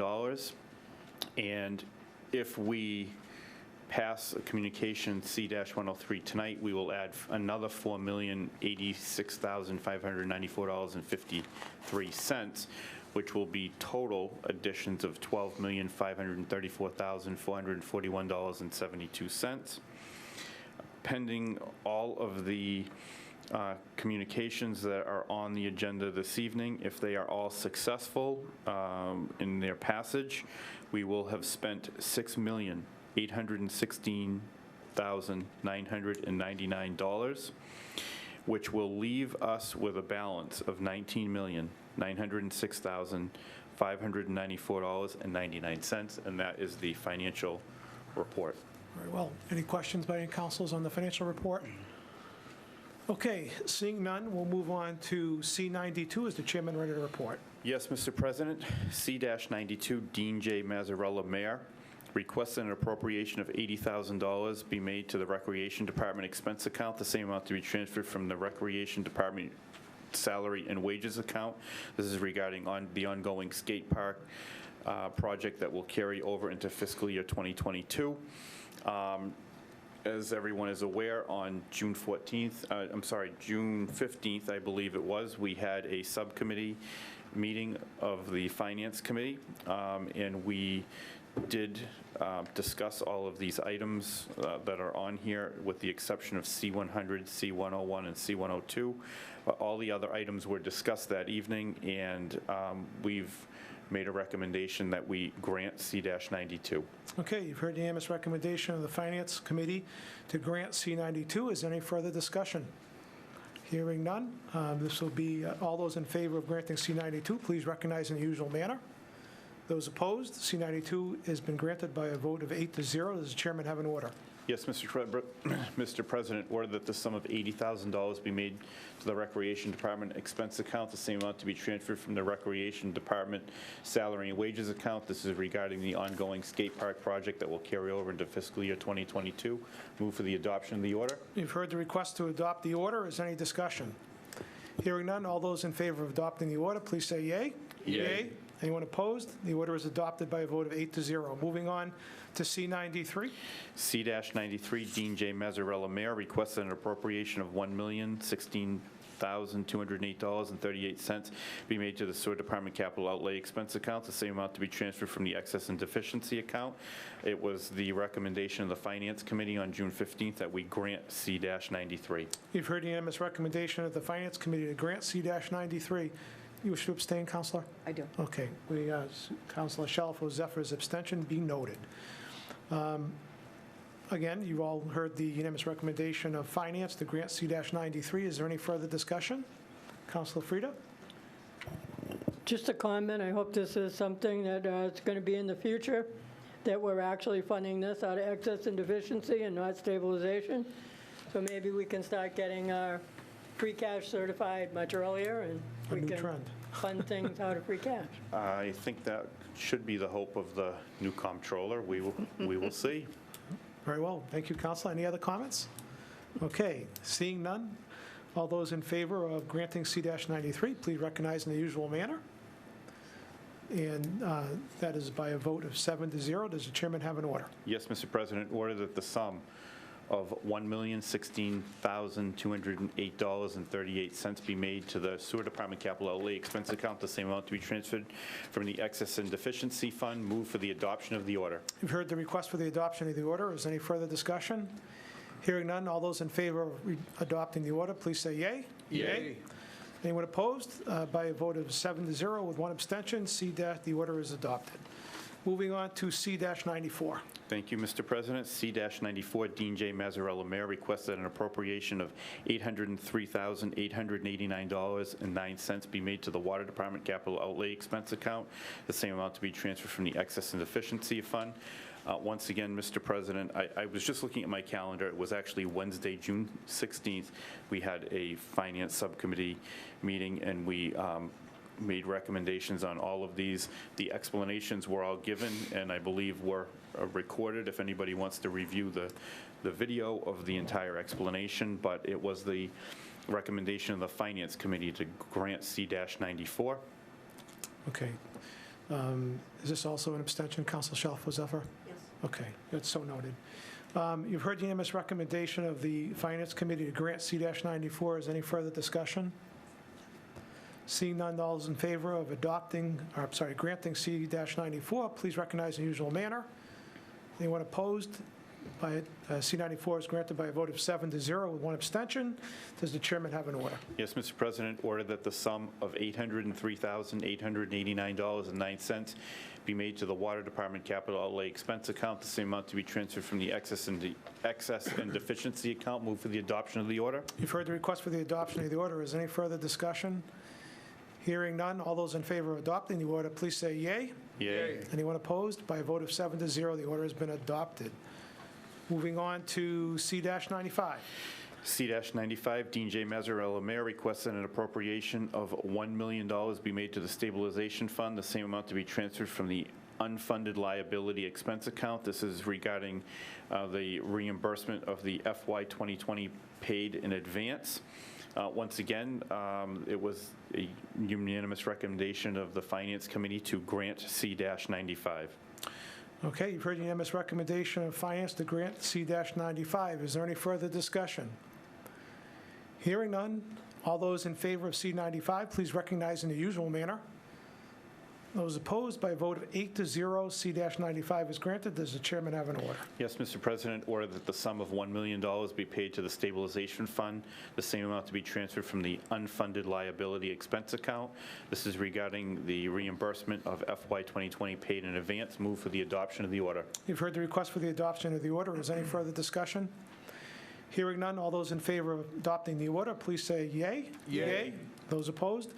By a vote of 8-0, the order has been adopted. Moving on to C-96. C-96, Dean J. Mazzarella, Mayor, requested an appropriation of $954,608 be made to the General Fund Capital Investment Program Fund, the same to be transferred from the debt principal school account. This is regarding funding at the school athletic complex, fiscal year 2021.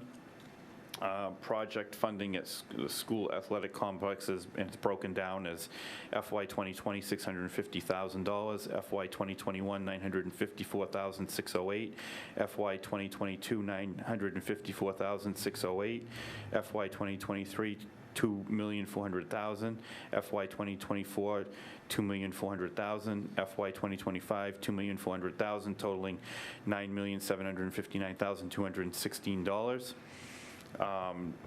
It was the recommendation of the Finance Committee on June 16th to grant C-96. Okay, just for clarification, this, as I said during the public forum, this project has not been out to bid.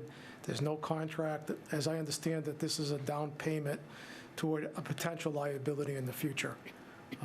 That comport with your understanding, Mr. Chairman? That is correct. Okay. You heard the unanimous recommendation of the Finance Committee to grant C-96. Or any further discussion? Yes, Councilor Shalfo-Zephyr. Yeah, thank you very much. So when you talk about a future liability, a down payment on a future liability, do you mean, I mean, what specifically is that? In other words, there is no contract. So in other words, the project hasn't even gone out to bid. Right. So there is no contract, obviously. So there's no liability that the city has. It's like if you started a vacation club because you were thinking about going on vacation and you made a couple of deposits in the bank, the money's there, but it's not, it really isn't, it's earmarked, but it's not, we don't have any liability to spend it as of this point. Okay. And then in looking at, I'm the culprit. When I got the conceptual designs on Saturday morning, I reached out to some of the neighbors because I had, both of us, myself and Council President, had been on that site walk and knew that there were a lot of very serious questions that the neighbors had proposed. So when I got I had asked for the plan. When I got it on Saturday morning, I reached out immediately and asked a couple of the neighbors if they had been involved in discussions. I was not part of the meeting with the school department that happened subsequent to the meeting that we had on site. So I just wanted to know if other conversations had taken place that I was not aware of. And as you know, we asked, I think the council asked for this information when this came before us when it was first on the agenda. Absolutely. And the mayor's office did supply it to us, as you know, late last week. I think it was on Thursday. Saturday. I think Thursday the email came from the clerk's office, if I'm not mistaken. It was Saturday morning. Geez, I thought it was earlier. No, it was Saturday morning because I remember thinking, oh my goodness. So long story short, I reached out to the neighbors. I asked if anybody had heard anything or been part of any discussions as this project progressed. Because these drawings are progress prints from February of this year and then April of this year. So I'm going to support the recommendations. But I think I'd like a more specific kind of detailed plan. You know, the engineering is 75% done. We're going out to bid, we anticipate this summer. So before we can proceed with more money. That's why I did talk to the mayor this afternoon, because I didn't know myself where this was. Yep. So he did confirm for me that the construction documents are not done. And this wouldn't go out to bid before September, is what I'm told. So, and I don't know how I mean, we've had a lot of deadlines with this project, so and it's been in the lurch for a long time. So, but we'll get some better information, and we'll meet with the constituents and bring them up to speed. Absolutely, and I do have an outstanding question with Ms. Weeks, because I did ask her to follow up with the engineer to see if he had independently reached out to. She thought that the engineer had actually reached out to some of the folks in the neighborhood, and I'm waiting for a response on that. All right, well, that's a good inquiry, too. All right, thank you for that. Any other discussion on this? Okay, seeing none, all those in... President. I'm sorry, Claire. It's okay. The flags are blocking my view. I support this project. I have for a number of years since we started, but it has been a number of years. And if the neighbors have a concern and feel like they're a little bit in the dark, is there any harm in putting this off or give it further time so that you and Councilor Shalfo-Zephyr can talk with the neighborhood and at least get their feedback and be able to continue the discussion with whoever needs to be involved in it? Well, considering the money's going to essentially sit there, I'll toss it back to the chairman of finance and ask him if he wants to reconsider his recommendation. Well, this is, I mean, as far as I see this is just a financial transaction that's going on. I'm assuming they want to do it before the end of the fiscal year. I mean, I don't know. I don't know that holding it up is going to change any deadline. I mean, nothing is going to change by not voting on this tonight. I think they just want to put funding in place and plan. And I would hate for there to be a problem if we don't sort of do this financial transaction before the end of the fiscal year. I have to assume that that's why it's on here, because they want it done before the end of the fiscal year so they can do whatever they have to do with the books. I mean, I don't think it's going to change the discussion, as to when anything is going to move. It's not, nothing is going to move any faster if we do this tonight, that's for sure.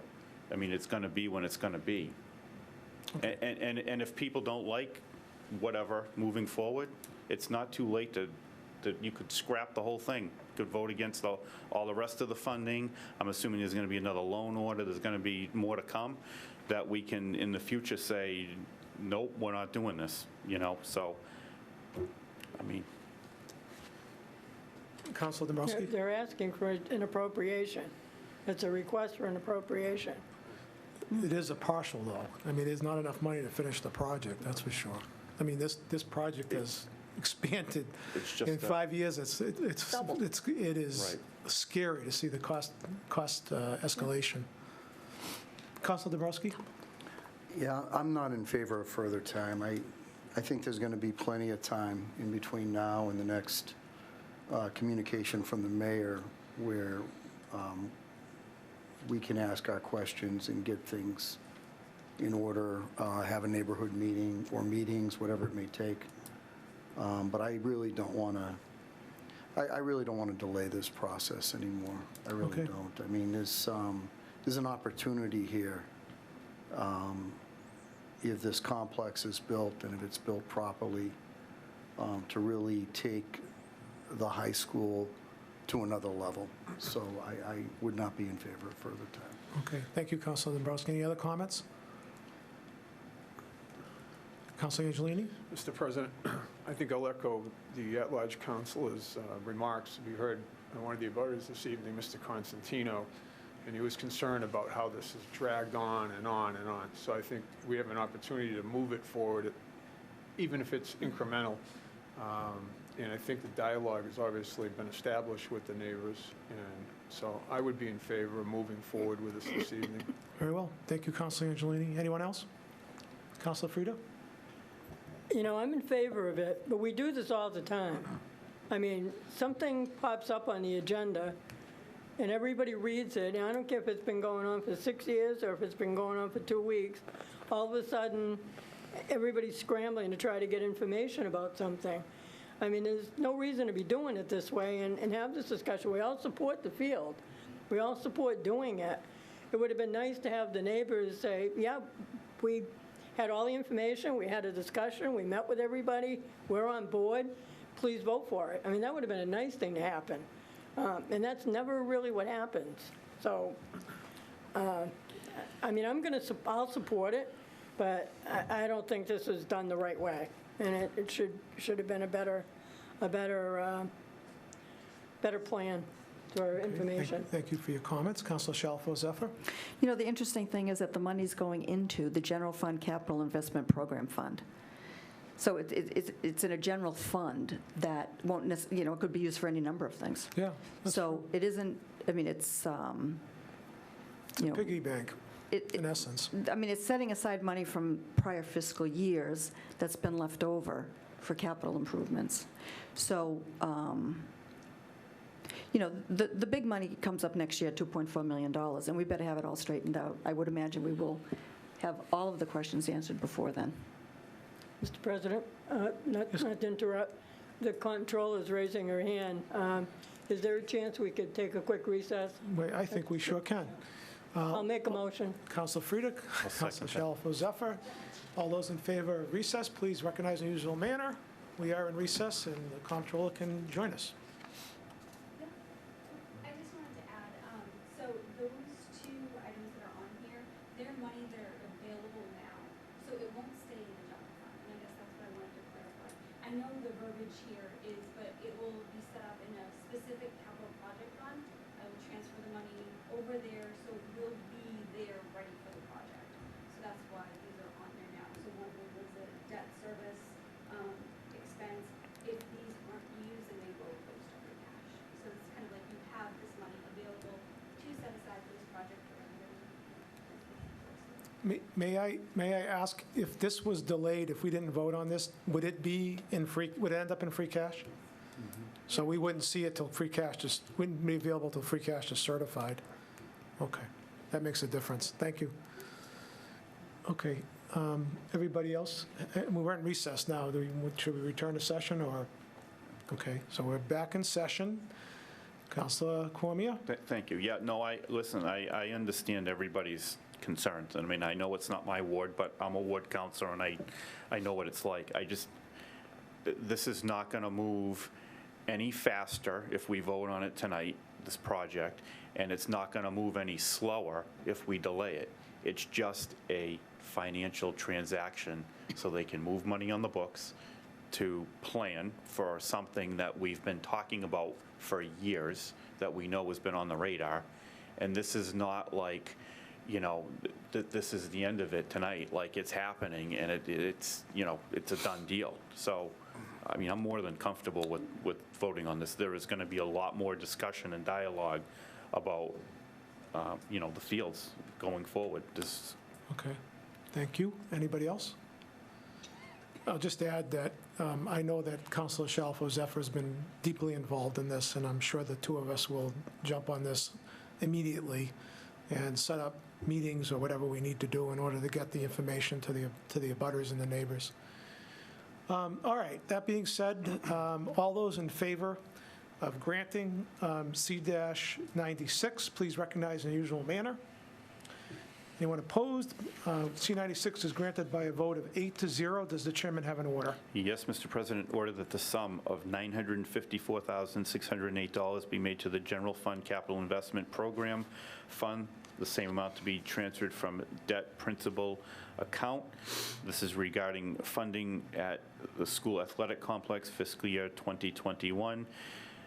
The projected funding at the school athletic complex is as follows: FY 2020, $650,000, FY 2021, $954,608, FY 2022, $954,608, FY 2023, $2,400,000, FY 2024, $2,400,000, FY 2025, $2,400,000, for a total of $9,759,269. Move for the adoption of the order. You've heard the request for the adoption of the order. Any further discussion? Hearing none or seeing none, all those in favor of adopting the order, please say yay. Yay. Yay. Anyone opposed? The order is adopted by a vote of 8-0. Moving on to C-97. C-97, Dean J. Mazzarella, Mayor, requested an appropriation of $650,000 be made to the General Fund Capital Investment Program Fund, the same to be transferred from the unfunded liability expense account. This is regarding funding at the school athletic complex for fiscal year 2020. For projected funding at the school athletic complex. Do I have to read out? No? Okay. No. All right. So the recommendation was to grant on June 16th. Very well. You've heard the unanimous recommendation of Finance to grant C-97. Is there any further discussion? Seeing none, all those in favor of granting C-97, please recognize in the usual manner. Those opposed, C-97 is granted by a vote of 8-0. Does the chairman have an order? Yes, Mr. President, order that the sum of $650,000 be made to the General Fund Capital Investment Program Fund, the same to be transferred from the unfunded liability expense account. This is regarding funding of the school athletic complex for fiscal year 2020. Move for the adoption of the order. You've heard the request for the adoption of the order. Is there any discussion? Hearing none, all those in favor of adopting the order, please indicate by saying yay. Yay. Yay. Anyone opposed? The order is adopted by a vote of 8-0. Moving on to C-98. C-98, Dean J. Mazzarella, Mayor, requested an appropriation of $21,000 be made to the cemetery expense account, the same amount to be transferred from the cemetery perpetual care income account. This is regarding an overhead door replacement and mower.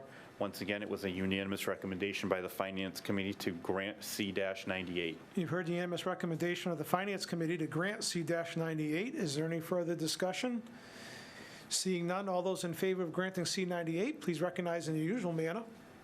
Those opposed, by a vote of 8-0, the communication is granted. Does the chairman have an order? Yes, Mr. President, order that the sum of $21,000 be made to the cemetery expense account, the same amount to be transferred from the cemetery perpetual care income account. This is regarding an overhead door replacement and mower. Move for the adoption of the order. You've heard the request to adopt the order. Any further discussion? Hearing none. All those in favor of adopting the order, please say yay. Yay. Anyone opposed? The order is adopted by a vote of 8-0. Moving on to C-99.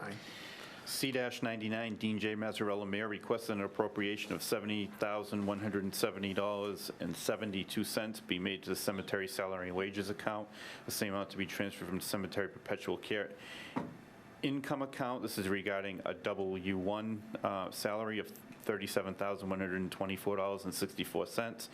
A clerk, part-time, $17,461.08, and seasonal, which equivocates to 1,039 hours, $15,585, for a total of $70,170.72. It was the recommendation, although not unanimous, it was the recommendation of the Finance Committee to grant C-99. Okay, you've heard the recommendation of the Finance Committee to grant C-99. Is there any further discussion? Seeing none, all those in favor of granting C-99, please recognize in the usual manner. Those opposed? The communication is granted by a vote of 7-1. Does the chairman have an order? Yes, Mr. President, order that the sum of $70,170.72 be made to the cemetery salary and wages account, the same amount to be transferred from the cemetery perpetual care income account. Once again, this is regarding a W-1 salary of $37,124.64, a clerk part-time, $17,461.08, and seasonal, which equivocates to 1,039 hours for $15,585, totaling $70,170.72. Move for the adoption of the order. You've heard the request for the adoption of the order. Any further discussion? Seeing none, all those in favor of adopting the order, please say yay. Yay. Anyone opposed? Nay. The order is adopted by a vote of 7-1. Moving on to C-100. C-100, Dean J. Mazzarella, Mayor, requests that the fiscal year 2022 budget, which totals $137,076,287.10 to be adopted, the same amount to be raised by fiscal year 2022 revenue. First of all, Mr. President, I'd like to say and be very clear that I will be abstaining from the items in this budget that are related to the fire department salary and wages and any benefits that the fire department receives. I do have a family member on the fire department, which prohibits me from being a part of that, those line items. And I am also a member of the Disability Commission, and I'm currently serving as the treasurer, so all of the line items involving the Disability Commission, I will also be abstaining from as well, because I cannot wear both hats. Let me just start by saying that this has been an interesting and a different budget season. For me, being the chair of finance, I'm sure it's probably something like anybody who's served as chair of finance in this city hasn't experienced in a while, because I had to figure this all out and really piecemeal it together, without a comptroller, without the person who, knew this stuff inside and out, whether you always agreed with him or not. When you had the questions, he had the answers. But we made it through, and I just want to thank everybody at City Hall that was involved for all their hard work. The budget is not perfect, and I think it's been that way since it was presented to us on day one. I think, Mr. President, you noticed some things that weren't right about it as well, and you worked with the administration to get them fixed, and I want to thank you for that as well.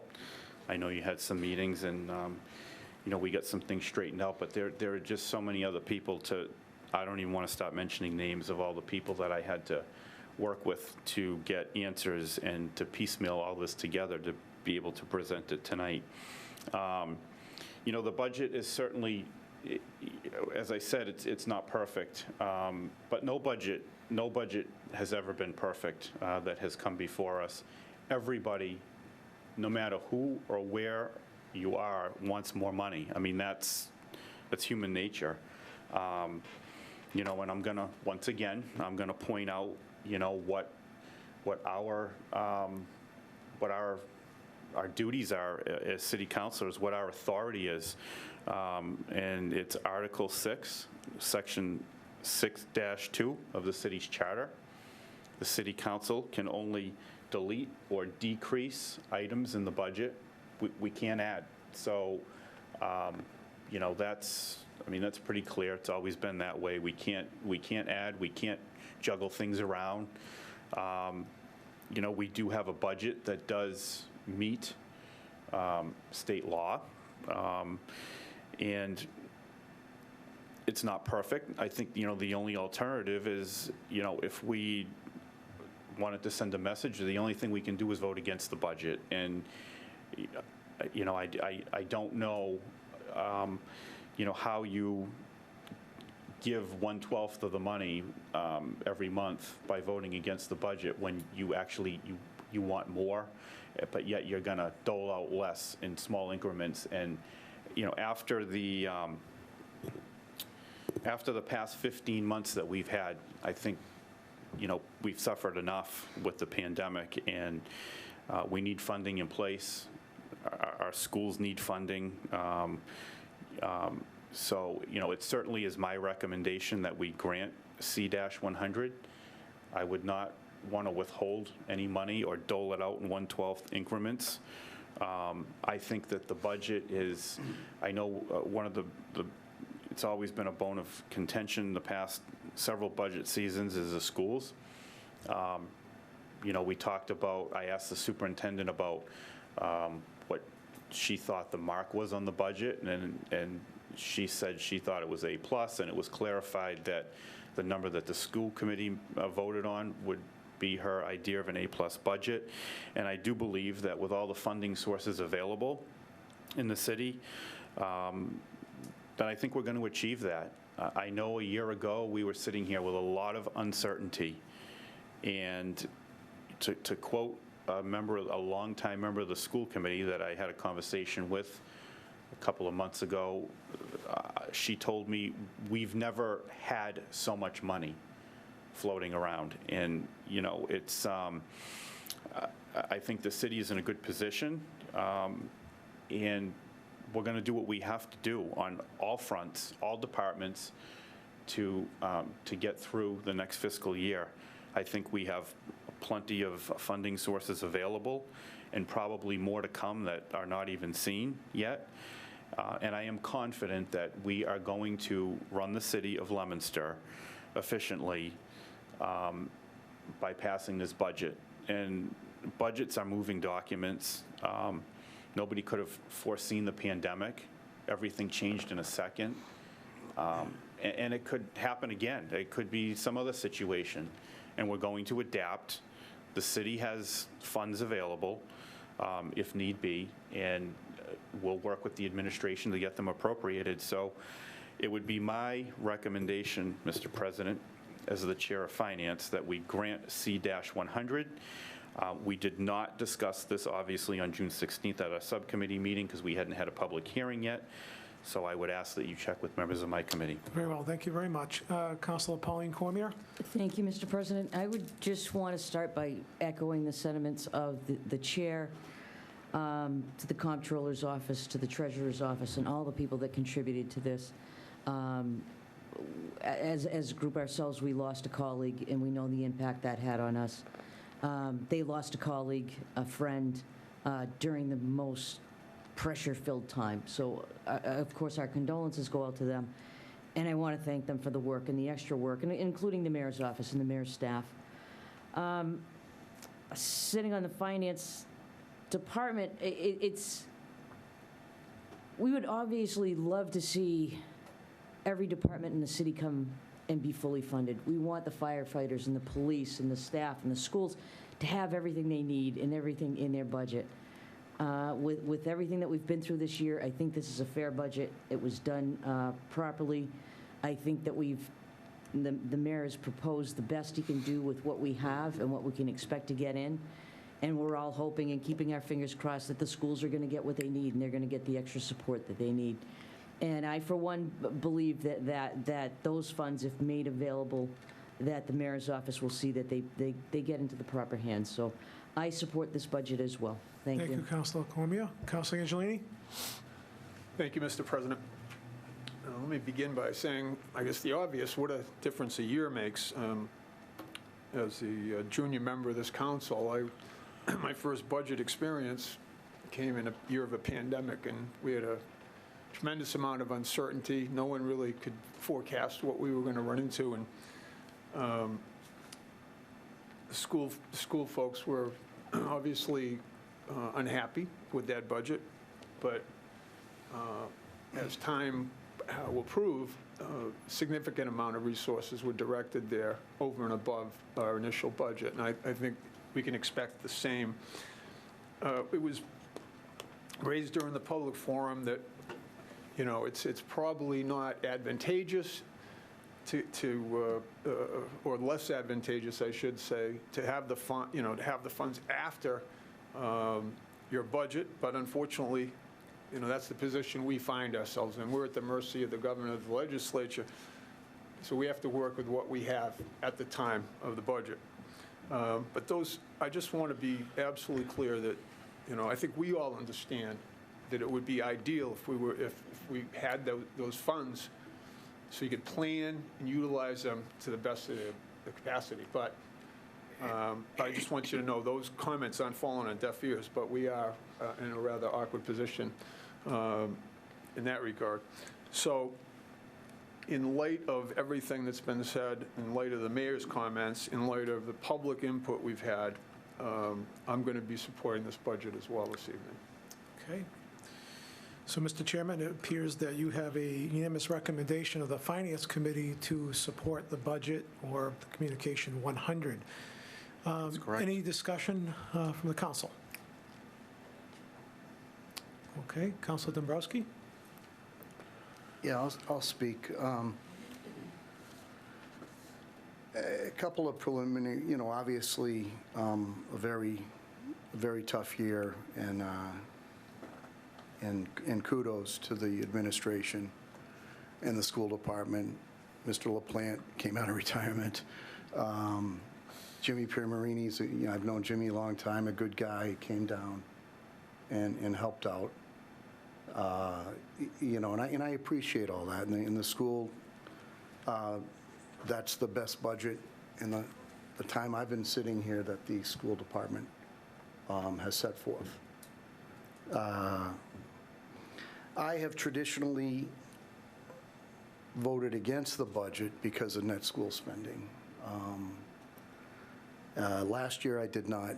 I thought it would be irresponsible to vote against the budget or to try to persuade other counselors at the beginning of a pandemic to embark on a 1/12 budget. So I voted for the budget last year.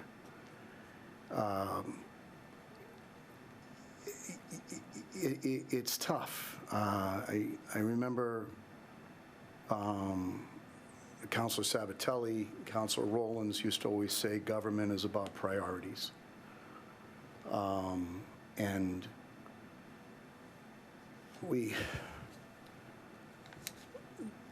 this year, as an elected official, you've got a school budget that the school superintendent classified as an A+ budget. And then it was clarified, well, our budget's an A+ budget, but the budget the administration put down, which is, I think, 2.3 million less, they were basing it on their budget. So if you do the math, that's a 97% of an A+ budget, right? Mm-hmm. So that's what the administration would argue, and the numbers support that. And then sitting here as an elected official with all these one-time appropriations that probably will last 2 years, I think some 3 years, it's hard to vote against this budget when, you know, you're talking about a $16 million that the chairman of the finance committee for the school department is confident about obtaining. So I think as an elected official this year, it's difficult to vote against the budget, and I won't vote against the budget this year. But I will say this, and there are other facts that are out there, okay? The net school spending formula is antiquated. It's been the same formula since I've been sitting down here. They don't want to, nobody wants to, it seems like nobody at the state level wants to do the work to revamp that formula. The other problem for the schools this year is in setting the net school spending, you know, if you recall, the superintendent spoke and said that they're using the admission figures from the COVID year for going into COVID.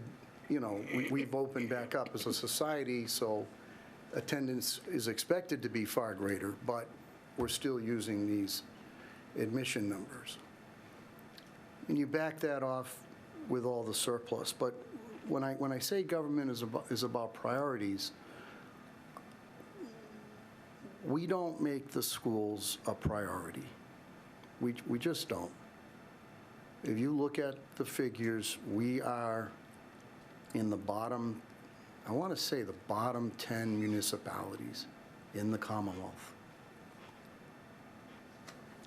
We've got communities out there that we're better than that. Those other 9, we're better than that. And not this year, and maybe not next year, but there's going to come a time again where that one-time money is not available. And we have to, again, look in the mirror and ask ourselves, and that's my opinion.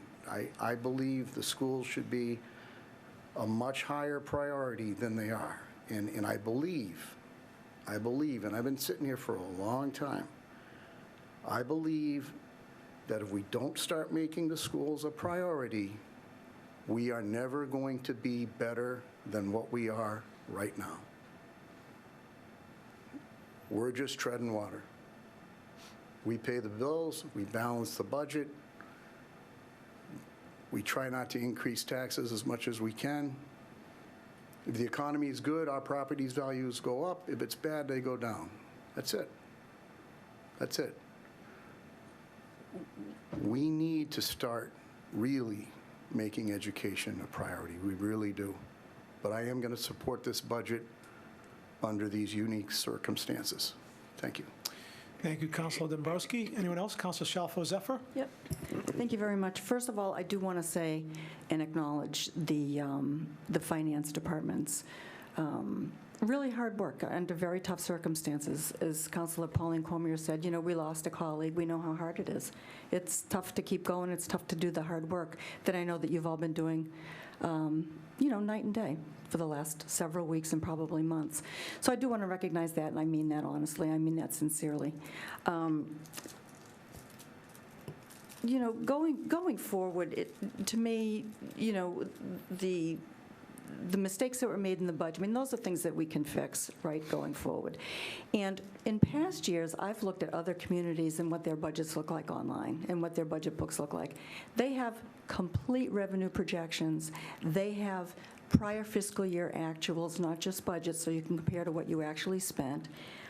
They have just a lot more detail, and then they have the department requests, and they have the final, the mayor's budget. And that's quality information that I think, I'm saying specifically because I think that's really where we need to be, so that we have a quality document that represents the way that the city has spent the money and all of the revenue sources that are coming in, because there are multiple revenue sources and they do add up. The line items might be small, but they end up, to be several $million. So that's just one thing I wanted to point out. I agree with the counselor to my left. The city does not prioritize schools. It really doesn't. The mayor, I know earlier here, he was comparing, years to years from, 6 fiscal years or 5 fiscal years. And the school expenses, they have gone up. When you educate 6,000 kids and teenagers, and you have hundreds of full-time and part-time employees, salaries go up every year. We're all, relatively, business people employed, on our own. Salaries go up, benefits go up, expenses go up. The school department's expenses go up every year. They do. So when I see, the same old come down, the school committee meets, they put a lot of work. I've got my binder right here from the school department that I have looked at and referred to often. All of the detail that went into this year's school department budget took hundreds of hours, I'm imagining. And the school committee, they come up with the budget, they vote 8-0 on the budget, right? The mayor supports the budget, and then we get something that is significantly less as the mayor's budget. This year, there's a $2.3 million difference. That's a lot of money. $2.3 million in the school department's budget is a lot of money. There's a lot of money on the table in terms of grants and federal money and state money. These are one-time monies. Everybody knows that, right? And they're going to be available over the next 2 to 3 years. What are we going to do when the deficit between what the city's puts into the operating budget and when these monies start to go away? If this year the school department nets maybe $2 million and maybe that goes away the next year, it accumulates. The deficit between what the city contribution to the operating expense of the school system, and when I say expense, I mean the total budget, salaries and expense, that differential is going to increase substantially over the years, because the one-time money, it will plug a hole, it will pay for transportation, it will pay for maybe, an expansion of our special ed services this year. Maybe it'll pay for some next year. But when that money goes away in the third year, where's that money going to come from? Is the need going to go away? We don't even know what the need is going to be because of this last horrific year, right? We don't know what the learning deficits are going to be, what the mental health challenges are going to be for all of our kids, from K through 12. So, my problem this year, my problems in past years have really been very specifically focused on schools. Again, the city, the council to my left, he's right. The last time I checked it, I think we were in the last, certainly 5%, and I don't know the number of communities that is, but when you look at school spending, net school spending, spending per pupil, spending per whatever category, we are way down at the bottom. And we have a challenging population. We are a gateway city. We have lower than average state income levels, more people locally that don't speak English as their first language, and lower than state average educational levels, right?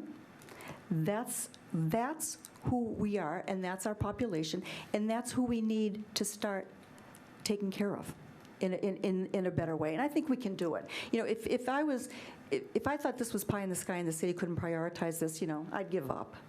But I know we can do better. I believe we can do better, because every year when I see all this money closed out to free cash, and every year when I see during the year, which we heard earlier from people who understand school finances better than I do, that kind of money given out during the year is much less helpful than it would be given right up front, because you can't hire the quality people that you need at the beginning of the year. You can't have people plan on transportation. I mean, there are lots of reasons why it makes sense to fund the actual operating budget that people who are experts in the field have asked for. So that's why I'm not going to support the budget. I do want to commend, I want to make that very, very clear. I think outstanding work was done by the city. And the mayor as well. The mayor's office, and I see Wendy in the background. I know how hard it has been pulling all this stuff together, so I do want to just appreciate that. But I just don't think, and again, we've heard this over and over again, I don't know how many times, it's irresponsible to use one-time monies to cover operating expenses. And we are doing this in the millions of dollars, right? That $16 million that's on the table for the school department, that's one-time revenue that is not going to support, it's one-time revenue that we don't even know if we will receive in total. Well, that's my understanding. And it's one-time money. It goes away in FY24. So that is, that's where I'm coming from.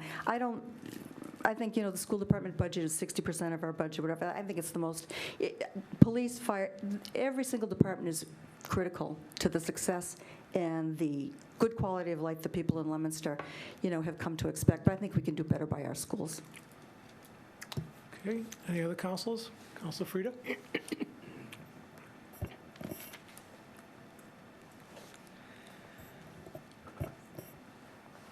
I mentioned earlier that this is my 34th budget. And there were budgets prior to that I was sitting on the school committee when there was no education reform. There was autonomy. There was no money in this city. And I mean no money. There was absolutely no money for the school department and the school committee to put a budget together and come down to ask a council and a mayor that had no money. And I think, Mr. President, you were the city solicitor at the time. You would remember well. That those were probably the most unpleasant times in the city that we've ever seen. I sat on the Foundation Budget Review Commission on 2000, and I don't know that you're ever going to really get anybody to change that. The makeup of those committees are so self-serving with all the different people that sit there that can't come to a consensus as to what's best for the school department and for the move forward to change those formulas. And there's been some success along the way with some of the more recent foundation review boards, but it still hasn't been put into practice. So there's still a lot of issues that are before us. The budgets are the budgets. We know how they go in the city. Whether schools are a priority, or they're not a priority, we understand that. We know it's the way the city operates. It's the way the mayor has a vision for this city. And if the schools aren't part of that bigger vision, then we know what is involved. It's I don't know. We say the same thing every year. We do the same thing every year. As well as sitting here looking at 8 or 9 different superintendents over the time I've sat here, and every one of them has had a different approach. None of them have really worked. I'm very confident, listening to the comptroller in her interview, to work together with the school department and have some kind of a cohesive discussion as to how to help the schools, how to have more of a on-board attitude both ways. And I was very happy to hear that there had already been discussion started with the business manager in the school department. So I think there'll be a more modern change in that department to work with the schools. And I think and I'm very confident for that. I think next year, will be a lot different. I'm hoping it will be different. This year, there's no comparison. Part of the problem with the schools is the Department of Education as well. It's not just local. It's not just what you prioritize. These 39 meetings that I've sat on every week for 39 weeks through this whole pandemic, the Commissioner of Education was on there. And some of the things we were hearing and some of the things we would all suggest, it didn't matter. I mean, they've got a mindset and they've done things. We did resolution tonight, asking for some of the people who don't have children that are capable of being in the school system and are very concerned about what they're going to do. And we supported that tonight. That should be more receptivity by the Department of Education to look at some of these people and how they're affected. We're not going to change anything. We're not going to change how the school is funded. We understand that. We know that. The finance chair mentioned that this is what our responsibility is. I'm as much concerned that I was hoping this year, I really wish there was a vehicle that we could somehow reduce the tax burden on the homeowner. This would have been a year that I would have felt we could do it.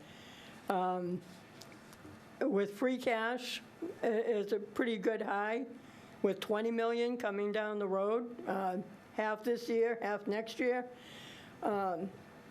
I would have loved to seen maybe it go up 1.5% instead of 2.5%. I would never suggest reducing the 2.5% because it has repercussions down the road. It has repercussions for Moody's. It has repercussions for the next budget when you start from a base that isn't what you want it to be. So you can't really do it that way and then start cutting. But I really wish there was a way you could just write out a check, send everybody a couple $100 and say, we don't want your taxes to be increased by $200 this year. We need the budget, but we're going to try to help you out. And there's really no way to do it unless you cut the budget or you take 2.5% and reduce that. So that's not a possibility. But again, this year it's been so different. But in a way, we are fortunate that we have so much federal money. That 20 million that's coming in is going to be huge for us. And the schools are a whole separate issue with the ESSER money. So, we should be in a good position to come back a little bit. Some of the infrastructure, most of that money they want you to put into infrastructure. They're looking at whether you can put it into the police department. And hopefully there's some side things that can be done with that money that we don't have to take from our budget.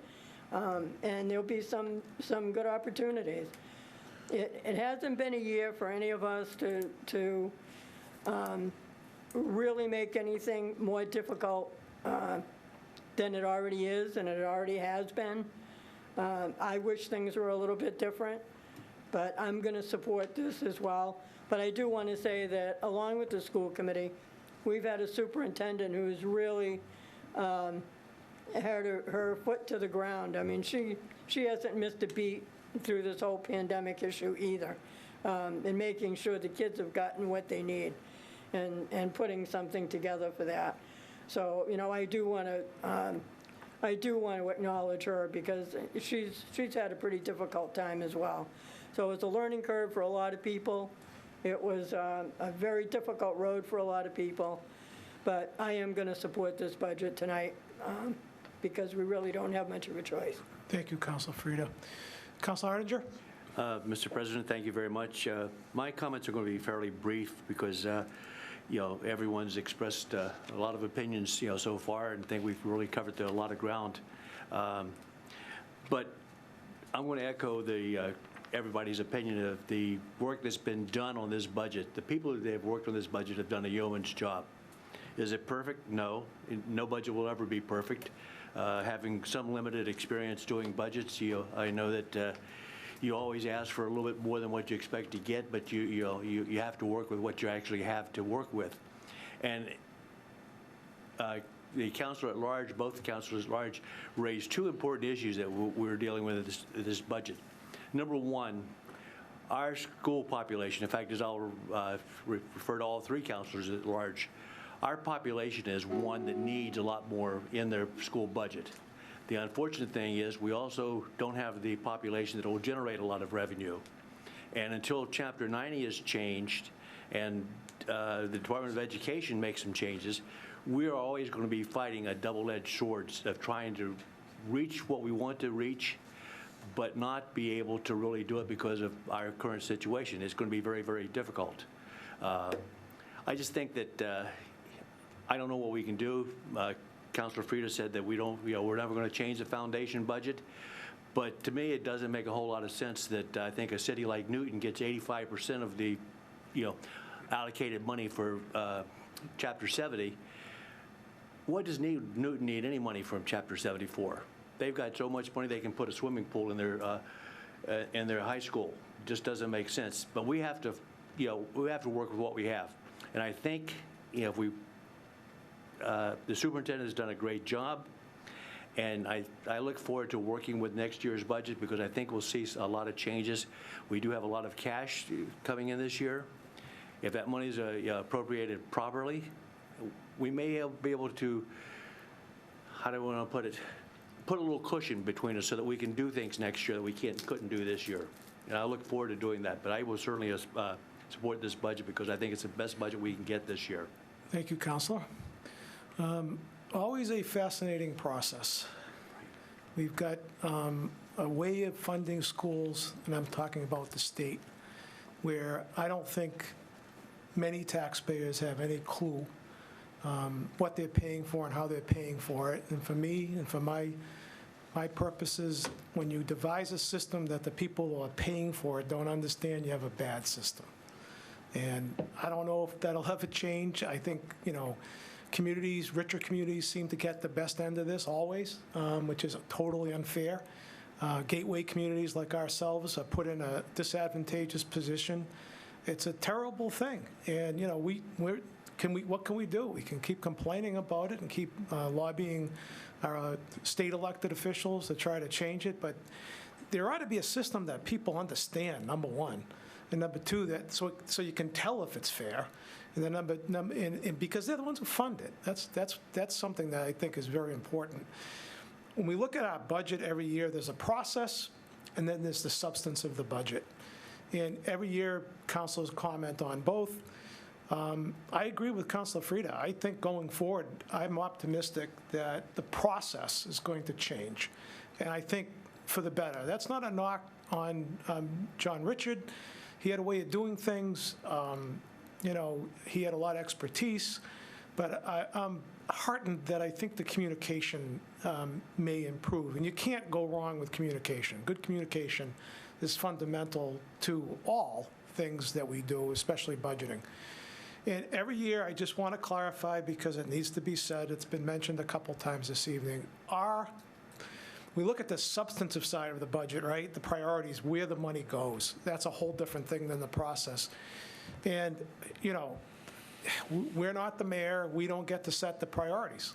That's just the way our charter works and our form of government works. We have little capacity here as city councilors, little power. One of our priorities, for sure, has been creating a very stable financial base. I mean, look, we're the only community in the state that the pension system is fully funded. We got a stabilization fund that's $20 million. I think it's about, it's almost 15 to 16% of the stabilization fund for the whole state of New Hampshire, by the way. In addition to that, a fact that we all know, I think, that maybe the public doesn't know generally, is we have excess levy capacity. Find a community that has a fully funded pension, has $20 million in stabilization, and has excess levy capacity. That ain't happening anywhere. I don't know if you could find that anywhere in America. What is the excess levy capacity for the public? That means our levy capacity, or all communities' levy capacity, is generally 2.5%, Prop 2.5. There were years where we did not use our levy capacity, and that didn't go away, so we still have it. So we could raise taxes literally 7.5%. And if we wanted to increase the school budget by 7.5%, we wanted to increase the school budget by approximately, we could do it by $4 million. Each 2.5% raises about $2 million in revenue. So if we taxed our people 7.5% next year instead of 2.5%, we could raise another $4 million, and we could earmark it for the schools. We have that authority. Are we going to do that? We all hear it every December when the bills come out. Not so much when we set the tax rate, or when we set the tax classification, rather, we all hear it every December. People have a hard time. I mean, they have a budget too, and it's hard for a lot of our citizens to absorb that every year. There's no way we're going to do that. So that's an option that's fanciful. It's not real. So what are our options? Pass the budget, or if we all vote against it, or it gets voted down, we end up with a continuing appropriations budget which benefits nobody. We don't get to increase the budget. You know, we don't get to do that. We get to adopt it either in its total form or in a continuing appropriations budget, which again is no option at all. So what are we left with? Not much. You know, it's like I said, it's fascinating every year. And I'm sure, Councilor Frida, you've seen this for many, many years, as a lot of us have. So, anybody want to add anything additional before we vote? Okay, this will be by roll call. Councilor Frida? Yay. Councilor Dombrowski? Yay. Councilor Shalfo Zephyr? Nay. Councilor Angelini? Yay. Councilor Arninger? Yay. Councilor Pauline Cormier? Yay. Councilor David Cormier? Yay. I shall be recorded as yay. C-100 is granted by a vote of 7 to 1. Do we need an order on the budget? Yes, right?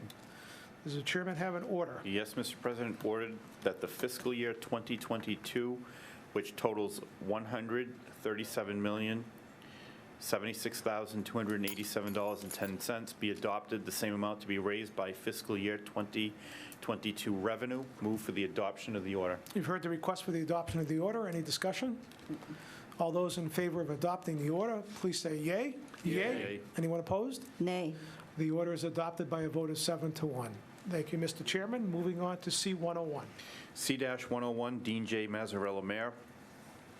Request that the fiscal year 2022 Water Department budget, which totals $6,748,994.08, be adopted as listed. The same amount to be raised as authorized by Massachusetts General Law, Chapter 44, Section 53E. It would be my opinion, Mr. President, that we grant C-100. We did not take this up. I'm sorry, I keep saying 100 and it's 101. C-101. We did not discuss this on June 16th as a subcommittee. We wanted to wait till the public hearing, so I would ask that you poll members of my committee. Sure. Councilor Pauline Cormier? I agree. And Councilor Angelini? I'll make it unanimous, Mr. President. Okay, you've heard the unanimous recommendation of Finance to grant C-101. Councilor Shalfo Zephyr, are you abstaining from this? So noted. Any discussion? Hearing none, all those in favor of granting C-101, please recognize in the usual manner. Passes by a vote of 7 to 0. Does the chairman have an order? Yes, Mr. President, ordered that the fiscal year 2022 Water Department budget, which totals $6,748,994.08, be adopted as listed. The same amount to be raised as authorized by Massachusetts General Law, Chapter 44, Section 53E. Move for the adoption of the order. You've heard the request for the adoption of the order. Is there any further discussion? Point of order, Mr. President. Yes. Does this have to be a roll call? I don't think so, does it? Yes, it should be Stephen's vote. Oh, because it's a fee-based system. Good point. Thank you, Councilor Frida. All right. All right, so we'll conduct any discussion before the roll call vote? Okay, this will be by roll call then. Councilor Frida? Yay. Councilor Dombrowski? Yay. Councilor Shalfo Zephyr? You're abstained, I'm sorry. Councilor Angelini? Yay. Councilor Arninger? Yay. Councilor Pauline Cormier? Yay. Councilor David Cormier? Yay. I shall be recorded as yay by a vote of 7 to 0 with Councilor Shalfo Zephyr abstaining. C-101 is granted. Does the chairman have an order? Yes, Mr. President, ordered that the fiscal year 2022 Water Department budget, which totals $6,748,994.08, be adopted as listed. The same amount to be raised as authorized by Massachusetts General Law, Chapter 44, Section 53E. Move for the adoption of the order. You've heard the request for the adoption of the order. Any discussion? Hearing none, all those in favor of adopting the order, please say yay. Yay. Yay. The order is adopted by a vote of 7 to 0. Moving on to C-102. C-102, Dean J. Mazzarella, Mayor, requests that the fiscal year 2022 SOAR Department budget, which totals $6,337,577.20, be adopted as listed. The same amount to be raised as authorized by Massachusetts General Law, Chapter 44, Section 53E. Once again, we did not discuss this on June 16th as a subcommittee. We wanted to wait till the public hearing, but it would be my recommendation that we grant C-102, and I'll ask that you check with members of my committee. Very well. Councilor Pauline Cormier? I agree. Councilor Angelini? I'm in agreement as well, Mr. President. Okay, you've heard the unanimous recommendation of the Finance Committee to grant C-102. Any discussion? Seeing none, by roll call, Councilor Frida? Yay. Councilor Dombrowski? Yay. Councilor Shalfo Zephyr? Abstain. Councilor Angelini? Yay. Councilor Arndinger? Yay. Councilor Pauline Cormier? Yay. And Councilor David Cormier? Yay. I shall be recorded as yay. C-102 is granted by a vote of 7-0. Councilor Shalfo Zephyr abstaining. Does the chairman have an order? Yes, Mr. President. Order that the fiscal year 2022 sewer department budget, which totals $6,337,577.20, be adopted as listed. The same amount to be raised as authorized by Massachusetts General Law, Chapter 44, Section 53E. Move for the adoption of the order. You've heard the request for the adoption of the order. Is there any further discussion? Hearing none, all those in favor of adopting the order, please say yay. Yay. The order is adopted by a vote of 7-0. Moving on to C-103. C-103, Dean J. Mazzarella, Mayor, requested an appropriation of $11,486,758.53 be made to the stabilization fund, the same amount to be transferred from the excess and deficiency account. We did discuss this, and it was explained at the subcommittee meeting of June 16th, and the recommendation was that we grant C-103, but I do just want to explain, I just want to make sure it's clear with everyone in the public that we're actually only adding tonight, by this vote, we are actually only adding $4,086,594.53 more to the stabilization fund, because that is fiscal year 20's free cash. Fiscal year 19's free cash was $7,400,164. That's basically being ratified tonight. That was the suggestion, I think the mayor said, of the Department of Revenue. They were making some reviews, and so I just want to be clear that we're not adding 11 million, this whole appropriation. We're actually adding only $4,086,594.53. To the balance that we've been carrying. To the balance, correct. Very well. You heard the unanimous recommendation of the Finance Committee to grant C-103. Is there any further discussion? Councilor Frida? Yeah, I'm looking forward to next year when we're not going to be putting this in stabilization, and we'll be able to spend some of this money as free cash. Very well. I hope so. Okay, I hope so. Any other? It's been a lot of years that I've been waiting to say that. Any other discussion? Okay, this will be by roll call vote. Councilor Frida?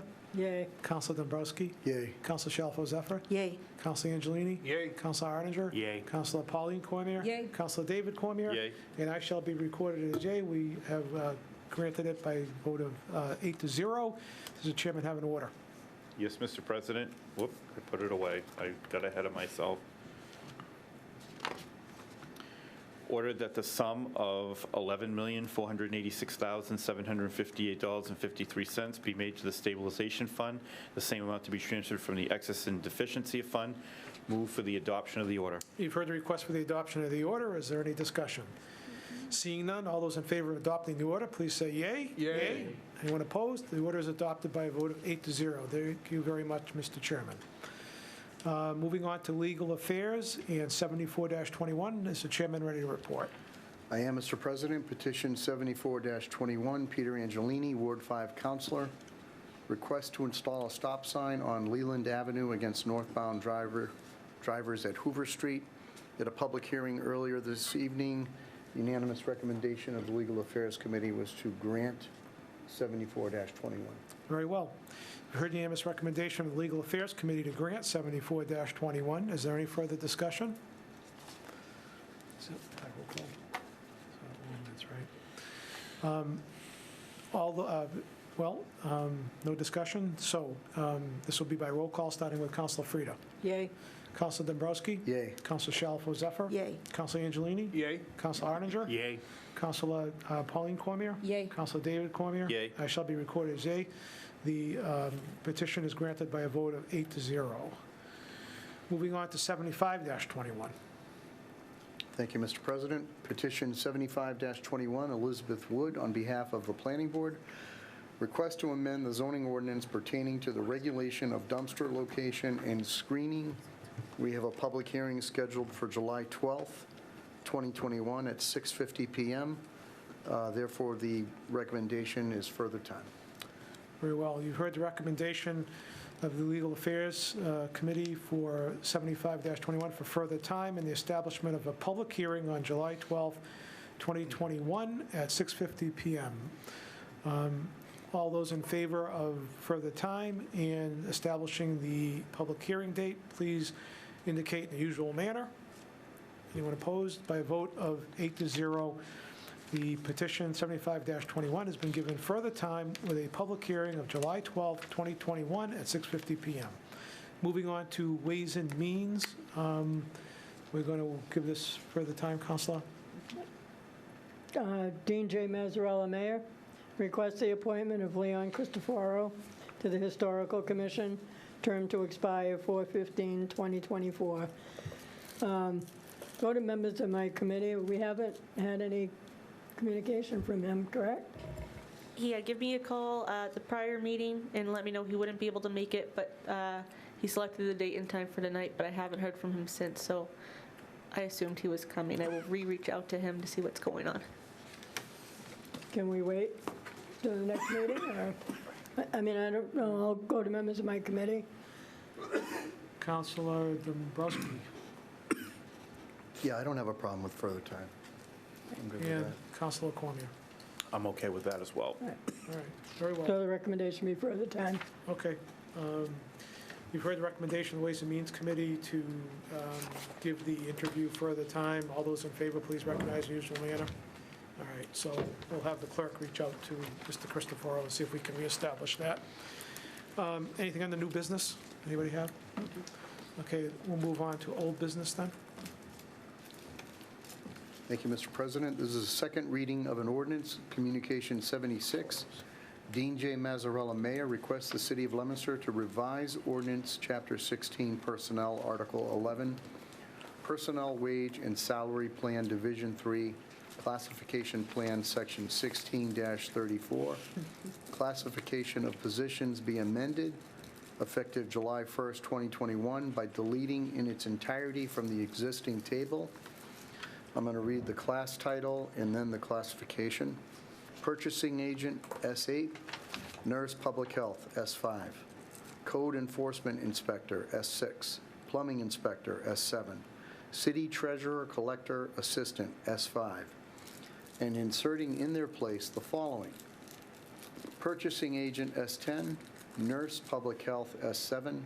Code Enforcement Inspector, S7. Plumbing Inspector, S8. City Treasurer Collector Assistant, S6, and by also inserting a new class title and classification as follows: Business Development Coordinator, S7. My recommendation, Mr. President, is to adopt the second reading of the ordinance. I'd ask you to poll my committee. Very well. Counselor Shalfo Zephyr I agree. and Counselor David Cormier. I also agree. You've heard the unanimous recommendation of the Legal Affairs Committee to adopt the second reading of the ordinance. Is there any further discussion? Seeing none, this will be by roll call vote. Counselor Frida? Yay. Counselor Dombrowski? Yay. Counselor Shalfo Zephyr? Yay. Counselor Angelini? Yay. Counselor Arndinger? Yay. Counselor Pauline Cormier? Yay. Counselor David Cormier? Yay. And I shall be recorded as yay. The second reading of the ordinance is adopted. Moving on to 70-21. Mr. Chairman, ready to... I am. Thank you, Mr. President. Petition 70-21, Angela Chebusky, Conservation Agent, request to amend Chapter 21 of the revised ordinances entitled Water and Sewers, Article 6, Stormwater and Erosion Control Regulations and Stormwater Ordinance by inserting new definitions and updating the language as attached. The recommendation, my recommendation is to adopt the second reading. I'd ask you to pull my committee. Very well. Councilor Shalfo Zephyr I agree. and Councilor David Cormier. I also agree. You've heard the unanimous recommendation of the Legal Affairs Committee to adopt the second reading of 70-21. Any further discussion? Hearing none, this will be by roll call. Councilor Frida? Yay. Councilor Dombrowski? Yay. Councilor Shalfo Zephyr? Yay. Councilor Angelini? Yay. Councilor Arndinger? Yay. Councilor Pauline Cormier? Yay. Councilor David Cormier? Yay. And I shall be recorded as yay. By a vote of 8-0, the second reading of the ordinance is adopted. I have, before we get to the community calendar, is there any other old business? No. Before we get to the community calendar, I have arranged for our photographs, our council photograph, to be taken at our next meeting, July 12th. Is anybody going to be away that's going to be a conflict or on vacation?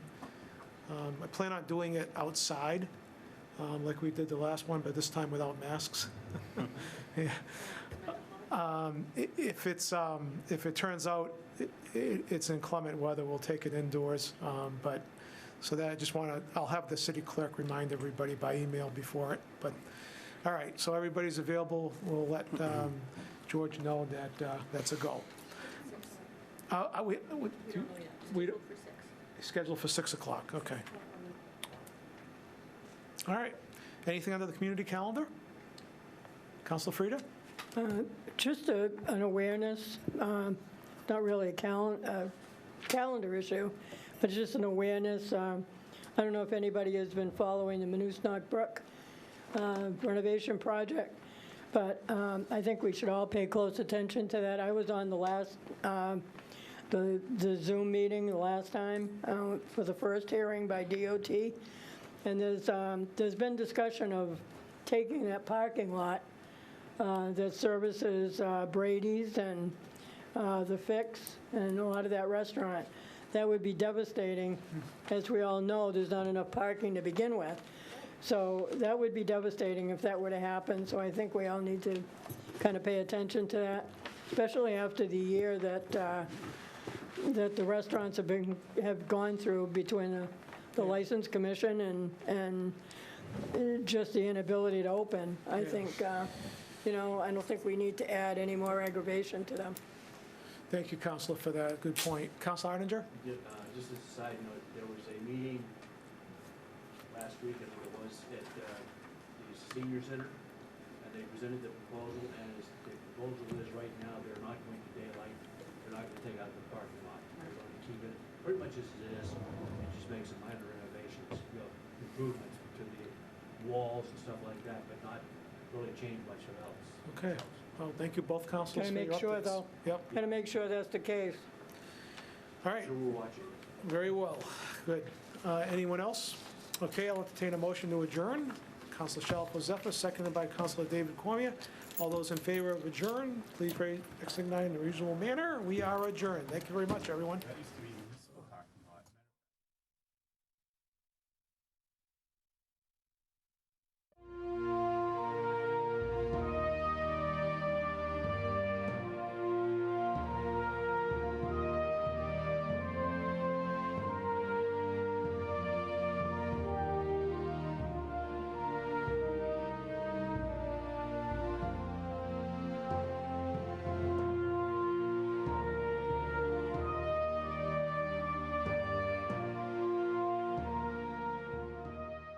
The Leominster City Council meeting is funded in part by DeCarolis Insurance Agency at www.decarolisinsuranceagency.com.